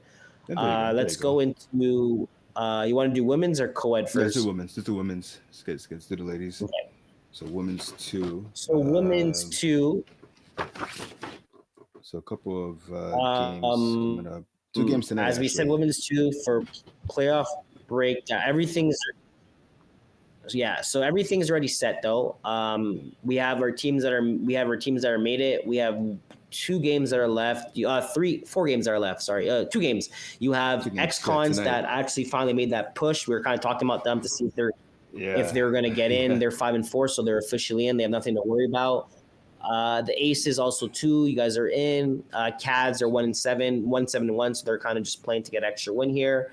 And then you have Wolfpack that are 6-3 that are also trying to get a win here. If they could get a win and finish 7-3, depends on Hebo 2, depends on the tiebreak, but they probably can maybe slide into the 5th seed. And then X-Cons are playing the Aces. If X-Cons could win, they'll finish 6-4, and they'll jump Lennox in the 8th seed, and then the Aces will finish 4-6, and they'll stay in the 10th seed. So a lot of things are kind of set already. Nothing can really change. The only thing kind of could change is if Hebo. I'm just gonna click on it here. If Hebo played Wolfpack, Hebo 2, did they played the Wolfpack? Hebo 2. Wolfpack. So Hebo 2 play the Wolfpack, so they have the tiebreak against them. So I mean, Hebo 2's, no matter what, if they lose or they win, they automatically stay in the 5th seed. So nothing could change. So everything's already set. The only thing could change is XCon could jump Wolfpack into the 6th seed. That's pretty much it. So I believe we have the top 4 teams that do receive seeds receive bye. So top 4 seeds do receive a bye. So you have the Crocs that you guys have a bye, Patriots have a bye, Villahala have a bye, and Chaos receive a bye. So our first matchup, if nothing really changes, you have Hibu versus Dream Killers, Wolfpack versus Hebo 3, UCAM versus Aces, and Lennox versus XCons. One thing I have to say about this division is I don't see a lot of upsets. I don't see upsets happening the first round. So I think everyone's going to take care of business. The only matchup I would like to see, if for some reason, if XCons could jump Lennox, so they kind of nothing really changes. They end up playing versus each other anyways. So no matter what, if XCons win their next game, they still play Lennox the first. They switch with Lennox, so it goes 5 versus 12, 6 versus 11, 9. 7 versus 10. Yeah, so 9. They still play versus each other. Yeah. So I think that's going to be the best matchup: Lennox versus XCons going into the first round of playoffs. Definitely, I think that's the one that. Yeah, you're right. Like that's going to be, I think, the best match. I'm just trying to see if they did play each other in the regular season. No, they did not. I had a chance, so I'm actually I'm working Laval tonight, so I think I'm going to have the X-Cons again in their matchup against the Aces. I worked the X-Cons game this past a few days ago. I believe it was Sunday against they smoked the Citadin, smoked UCAM 50-14. There's this girl, I'd never seen her before. Her name is Frederick Paul Bald. So I got to say, 3 catches, 100 yards, 1 TD, 3 INTs, including a pick 6. She was just all over the field. Talked about before, right, with the quarterback, Caroline Moquin-Joubert, the captain for the Concordia Women's Stingers hockey team. She was throwing deep balls. Her receivers were making tons of plays. Her defense is active. There's another former McGill's Concordia Stinger, Justine Yells, on the team as well. This team is full of athletes. Those ladies, they have a great mixture, which is why I think they'll get the upset over the next, no matter where they finish. They have a mixture of size, strength, and speed. So they have all those key attributes you need when you play football, no matter whether it's flag or tackle. And a lot of the ladies on the team have all 3 of those things, right? So X-Cons is kind of my dark horse pick to win it all. I don't know if they will, but I mean, I definitely think that they're going to be getting out of the first round. Yeah, I came away impressed when I saw them the other day at Saint Laurent. I'm intrigued by their matchup tonight against the Aces, because I saw the Aces as well. They played the Pats. That was a game that went down to the wire. The Pats pulled it out 41-39. That was Sunday at Saint Laurent, so that was a exciting game as well. So that game tonight, I'm really looking forward to Aces and the X-Cons. Yeah. Especially X-Cons with a full roster back. I'm pretty sure all the girl hockey season's done, so now they kind of have their full roster, and that's why they're on a roll. As they said, they lose versus Chaos 53-0, then they play Cavs, beat them 37-6, play Spartans 38-0, and then they play UCAM 50-14. So they're back and they're rolling. So that's something to kind of look at moving forward. For women's 1, the standings, they're pretty much done as well. We do have a couple games that are left coming forward. You have so you have Red Wings that are going to be playing Cayenne, and then Hebo at the end of the season that's playing Red Wings. Again, everyone makes playoffs. And then you have the top seeds that get the buys. So our buys are going to be Sub-Zero and the Blurs. Those are the 2 teams that are going to get the buys. And then you're going to have a matchup between UCAM versus Red Wings and Cayenne versus Hebo. Again, for this division, I want to give a shout out to Hebo and Red Wings, especially Red Wings. They're kind of their first year. They're kind of dipping their toe into the water to see how they will perform versus the top teams. It didn't go as well, but they still scored 75 points. You know, it's a hard thing to do when you kind of get into the league. And again, our women's 1 division is very competitive, and there's tons of athletes. You have athletes that play for Team Canada. You have top of the athletes that are playing in the CIS right now, or U Sports, they call it. So again, it's not an easy task for a lot of teams. So I want to give a shout out to them. And again, they also have a chance going into playoffs to kind of make maybe a statement or kind of a last push. You know, same thing with Hebo too. Hebo as well. It's a CJEP team that they're probably one of the top CJEP teams out there right now. So the fact that they're playing versus all these university teams and kind of all these older, I would say females as well, that are playing the university level, it's good for them to kind of see where they're at as a program, to see how they're performing. Moving forward, so we do have, guys, again, we do have a couple games that are left, but going into the playoffs, do you think there's any upsets, or you think UCAM is going to kind of take care of business and Cayenne is kind of going to take care of business? I mean, I think so. Cayenne's been struggling a little bit. I mean, they're coming off a big win over the Red Wings, 49-26. So shout out again to the Red Wings. They're getting better again. Probably not going to have a win. They have 3 games over the next 4 days, well, including the game they just had Monday night to try and get a W. I don't know if they're going to, but Cayenne, they lost to the Blues on Sunday, and then they ended up turning around the next night and beating the Red Wings again. And it's not exactly the highest measuring stick. So Cayenne, they could be upset. I mean, if they don't come out and take care of business right away, they get off to a slow start, they definitely could be beat. I think having a game tonight against the Red Wings to maybe serve us a little extra motivation to kind of get what they're struggling with, to kind of get everything straightened out, right? This last chance before the regular season comes to an end. I think the big question though for Women's One right now is like Sub-Zero appears to be back. I mean, they had a forfeit win over the Blues 30-0, but I mean, you look at Sub-Zero against. Sorry, speaking to your question about upsets, I don't think there's going to be any. I mean, unless Cayenne kind of falls flat on their face, but Sub-Zero again, 7 wins in a row for those ladies. Their defense has been on fire. In those 7 wins, they've pitched 3 shutouts.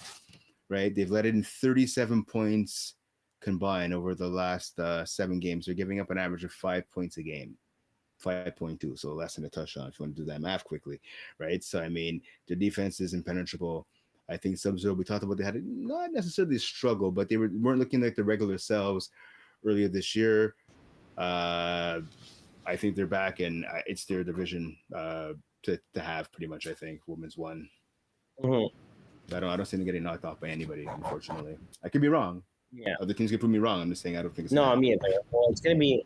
I think after the second round, after UCAM and Cayenne kind of take care of business there, it's going to be interesting 1 versus 4 and then 2 versus 3, and then a finals is also going to be very interesting because these teams do see each other a lot, especially in competition, bigger competition when they travel and stuff. So it's like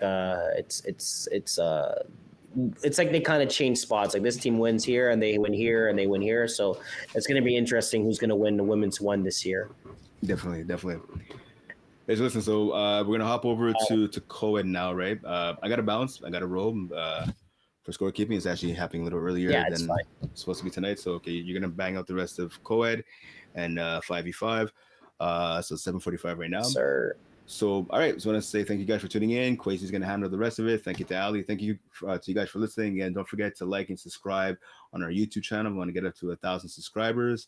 And again, spring registration is still open on FPF with flagplusfootball.com. So if you want to get your team in or want to get yourself in as an individual, go to flagplusfootball.com. Spring registration. There's still some space, although time is running out. So make sure if you haven't done it yet, do it quickly. I'm Brent. Quaysie, the rest is yours, my friend. Thanks a lot. No problem. How many shift? All right, guys. So we're gonna hop into co-ed 3 right now. As right now, we do have a situation where we have hot wings, tight ends could make a push into the playoffs. Right now, tight ends are 2-6-1, so they do have that tie break that's going to help them a lot. And then Hot Wings are 2-7, so that's something to also look at. I have the games. I'm going to put it up here. So Hot Wings right now play les Pommelers. That's the last game. That's the last game they're playing, and they're going to be playing.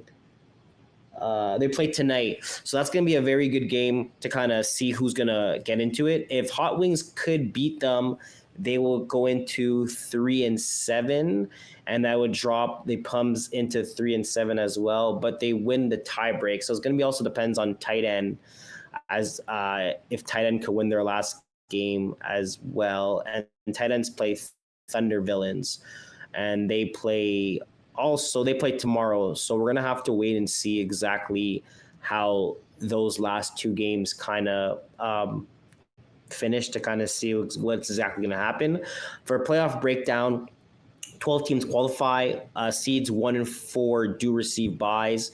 So right now, there's not going to be any switch in the top seeds. We do have, again, a couple other games. Anything versus anything is going to be playing balls and TDs. I believe that's going to be the last kind of games. So that's also a playoff game regarding who's going to get the number 1 seed. If balls and TDs beat anything, they jump the first seed. Anything drops to the second. But if anything takes care of business, they'll finish the first seed. But nothing to kind of worry about. Both these teams will receive buys. And then you have Thunder Villains. If they lose the game, as long as they don't lose by more than 34, they will also receive a first seed bye, and also BNG's secure. Luckily, they allowed 3 less points than Dream Killers, so they will also receive the first round bye. Going into the playoffs, I'm just gonna go into. Let's see if they have any matchups here. I don't think they do. 1 second. So we have Quad 3, we have schedule. So we have going to for the playoffs. We're seeing right now we just have Vultures as the only team that's kind of shown. Again, top 12 teams make it, so 4 teams get by. So it's going to go 5 versus 12, 6 versus 11, and then going down. So Vultures is the only team that we have that's kind of waiting to see their opponent. Again, the reason why that we don't see other teams is because we kind of have to see how the rest of the schedule finishes. Even though maybe it won't affect the standings, other teams play for multiple teams, so it could also affect to see where they want to play each team, since we have so many fields regarding Laval, Brossards. We kind of want to make sure that players are not traveling over here and over here, and they won't have time to get where they have to go to, because it's not the best thing. So we have so that's pretty much it. Can't really kind of see what exactly is happening until those last of the games are played, but we're looking forward to interesting Division 3 playoff matchups this season. One thing I did want to say is so pretty much we're looking for hot wings to kind of see how they play, and then tight ends and they palm the puss Moose, to see what they do. And then we have a big matchup between anything and balls TD to kind of see who has the number 1 seed, who's going to finish first, who's going to second, and then kind of to see who has the number 1 seed and who gets number 2 seed, which is not a big difference, but come into playoffs, I believe how it works for Co-Ed 3. If you do finish first, you get to decide if you want the ball or if you want to have the ball first or let the other team have it. And a lot of teams want to start in defense, so that's also something to look at. And then regarding matchups, you probably maybe get an easier matchup going into the last. Let's just say you make it to the semifinals or finals. Semifinals, it's going to go 1 versus 4. So you want to have the better seed, because usually the 4th seed is worse than the 3rd seed if you end up playing versus that team. So that's pretty much it to talk about Co-Ed 3. So we'll go down to Co-Ed 2. We'll start with the standings for Co-Ed 2. I'm just going to open up on 2 tabs here. So Co-Ed 2 is pretty much also done. All we're missing right now is that we have so we have a couple games left. I'm just going to bring up the schedule on my screen over here. So I believe we have Co-Ed 2 schedule. We have 5 games left. So we have Mean Machines versus Venom. Mean Machines are 6-3. Venom is 6-3 as well. So that's going to be kind of standing on who's going to jump each other into the standings right now. Mean Machine is 6-3. Venom is 6-3. Mean Machine has a 6 seed. Venom has a 7 seed. So that's going to be kind of a switch between these teams. Whoever wins kind of jump each other. Then you have Red Zone versus Chef Bandits. I believe Red Zone is 5-3, so they have nothing to worry about, and Chef and Bandits are 1-8. Unfortunately, your season's pretty much done to get into the postseason, but you do have 1 game left. Hopefully, you guys show up. and you guys finish strong.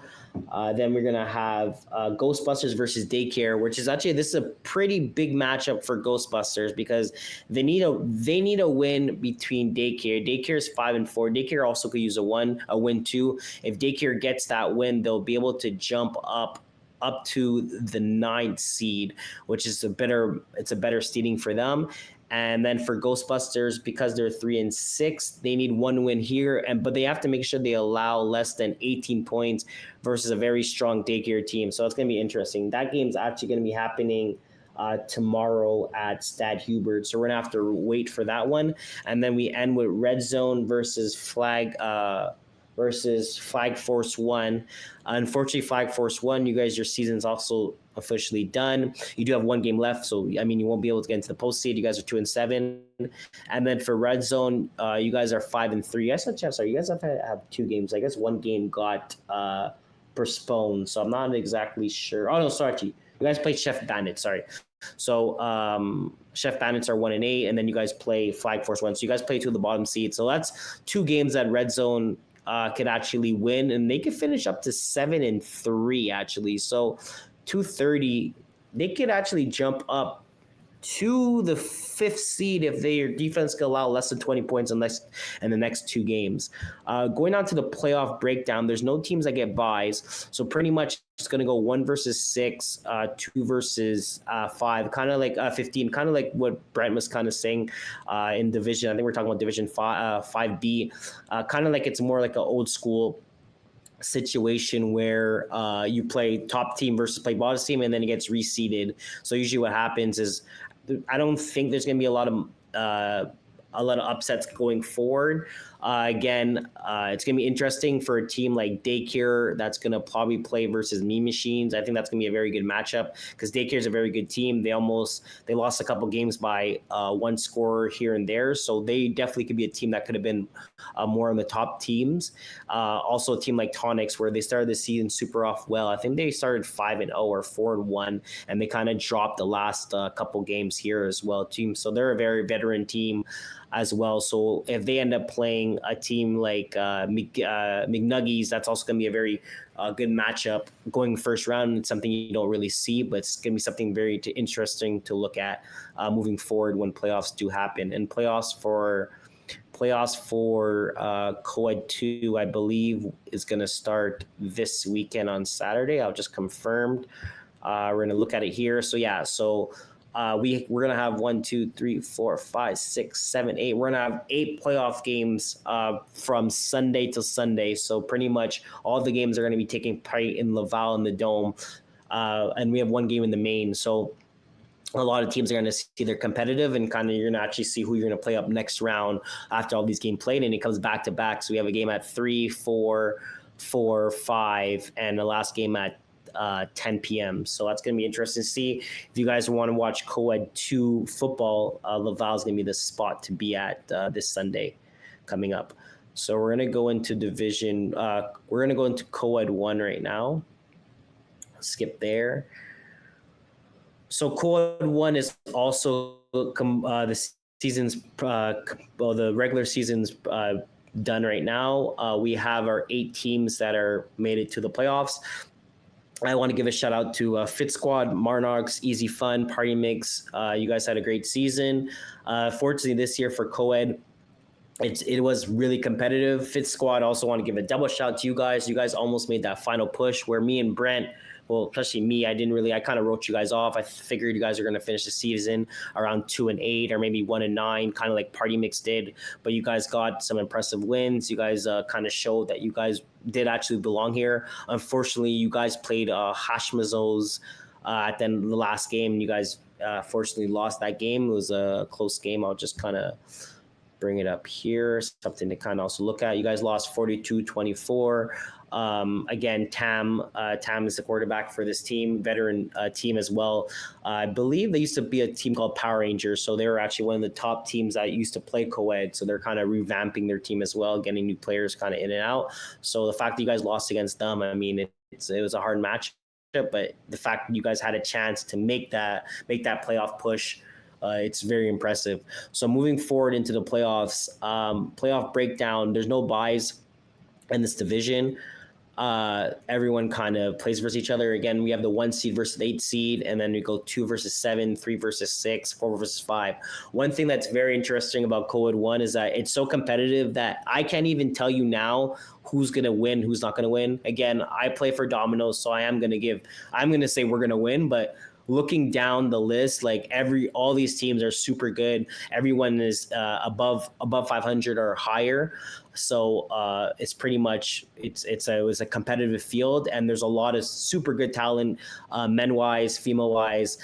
We have some of the top quarterbacks playing in this division that play 5v5, that play 6v6. We have so many competitive females as well, athletic females that play in the CIS or just play for Team Canada in general, like that. So we're gonna be going. We have a good Co-Ed 1 playoff matchup that's going to be coming up. Unfortunately, the only thing with Co-Ed 1 this season is that playoffs don't start until like April 26th.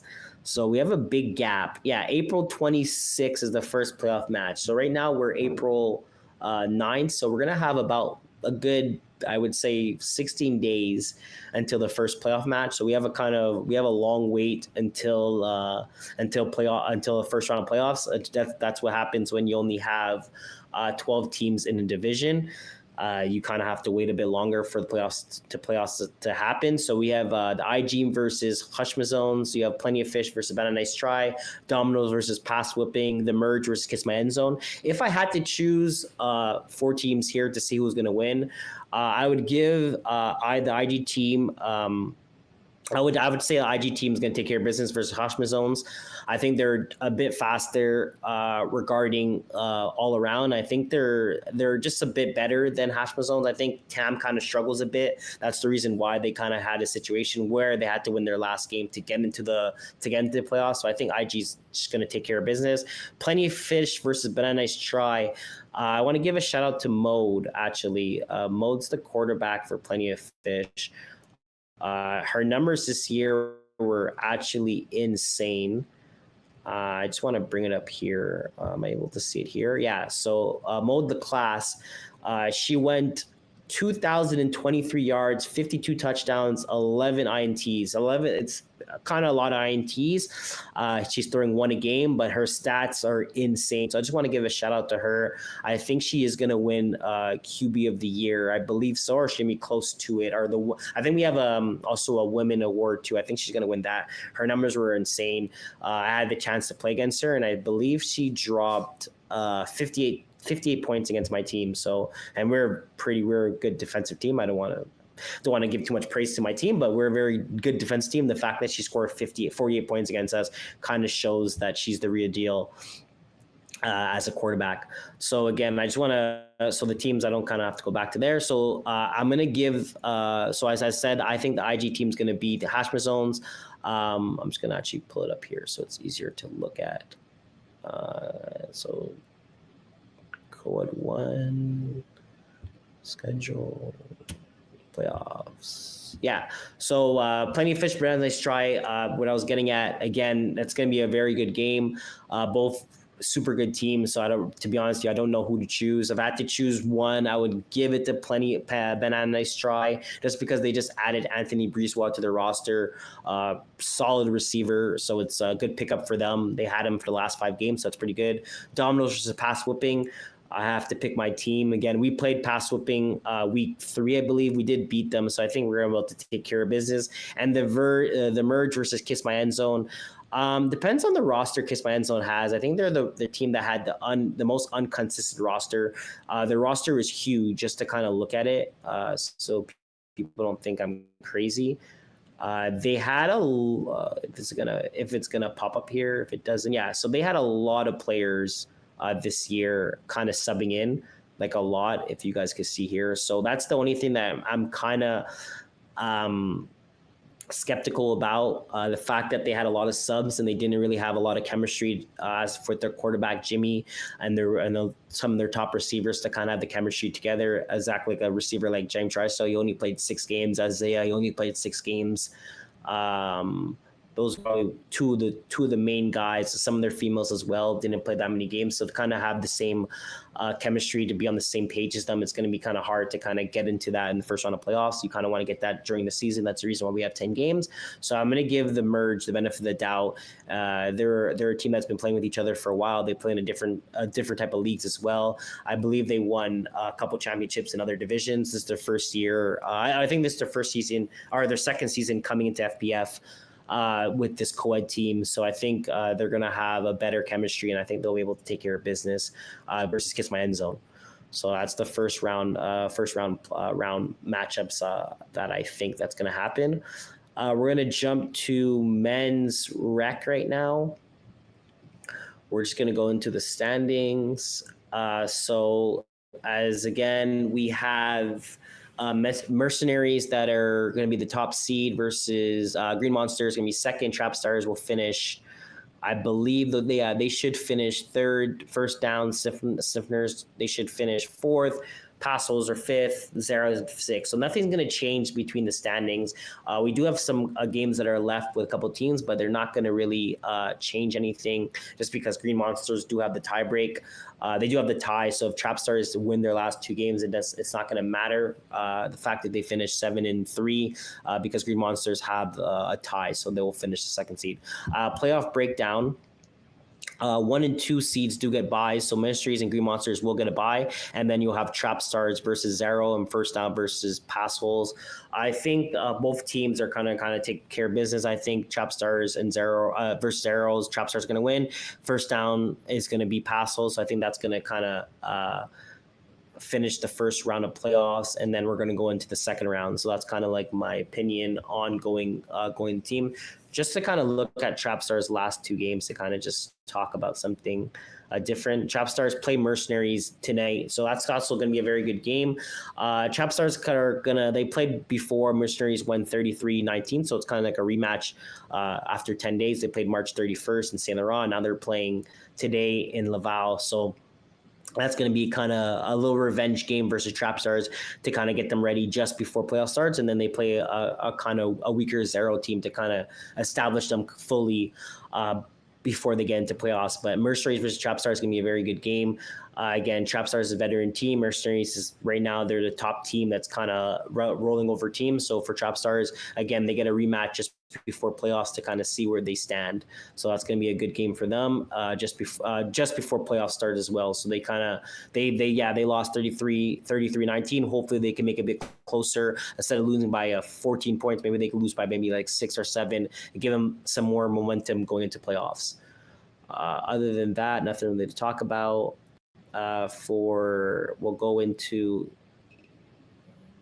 E-Dominion. We'll go Inter. Okay, so right now, I believe the same situation here. Everyone makes playoffs. Yeah, so there's no buys. We have 1 versus 8, 2 versus 7, 3 versus 6, and 4 versus 5. So the only good thing, we do actually have Primal versus X-Men.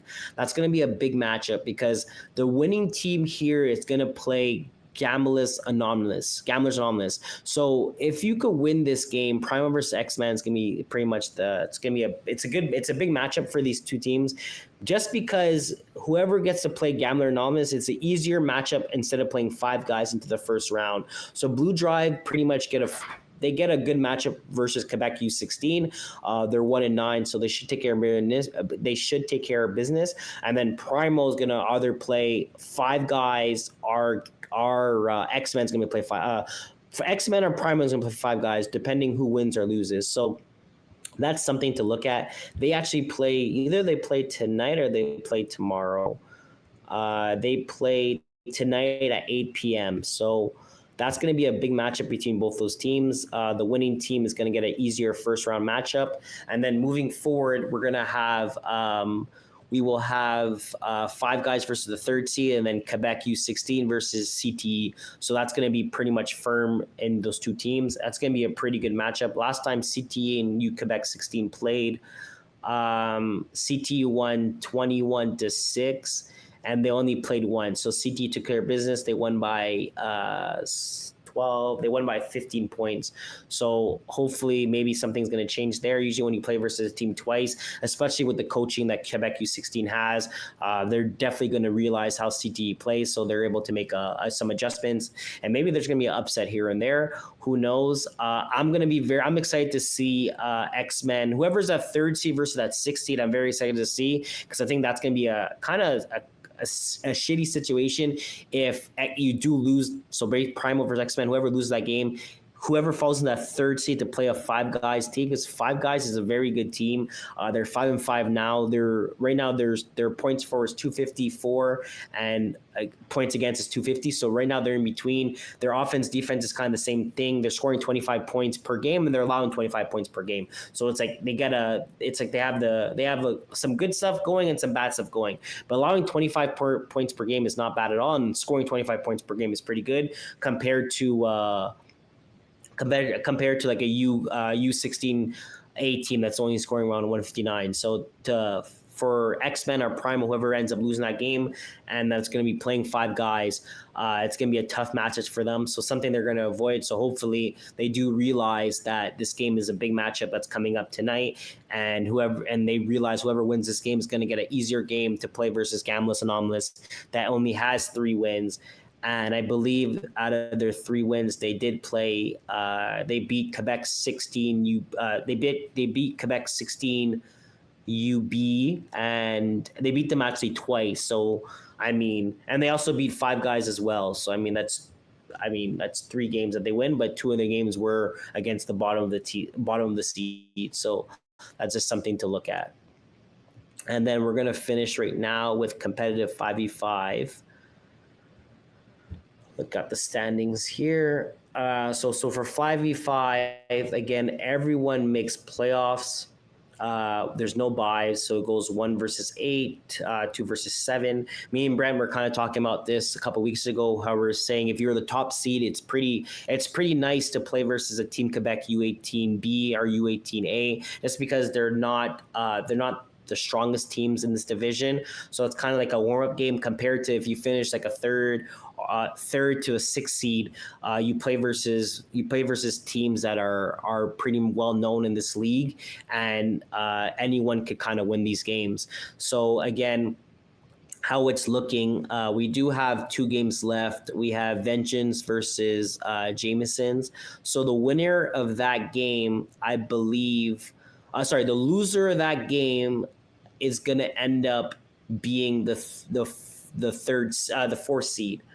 I'm just going to double check here. Vengeance, I think it's actually more complicated than that. So Vengeance do not have the tiebreak versus the Braves.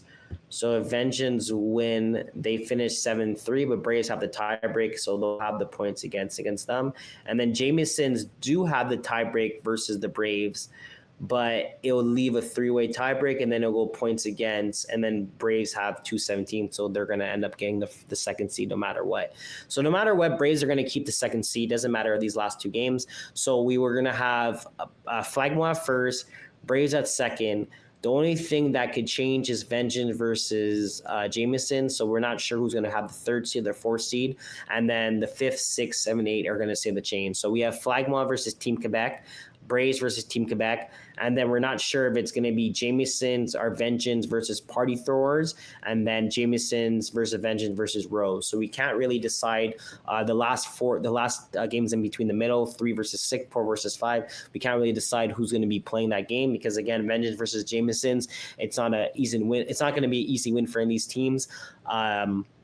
It's going to be a big matchup, actually. So again, depending on these teams deciding who they want to play against, you also could look at a factor. Not a lot of teams think like that. It's kind of like, okay, we'll play whoever we have to play. At the end of the day, you do have to play versus everyone to win a championship. But some teams do think about it saying, oh, this is a better matchup for us. So again, I have no clue who's going to win this game.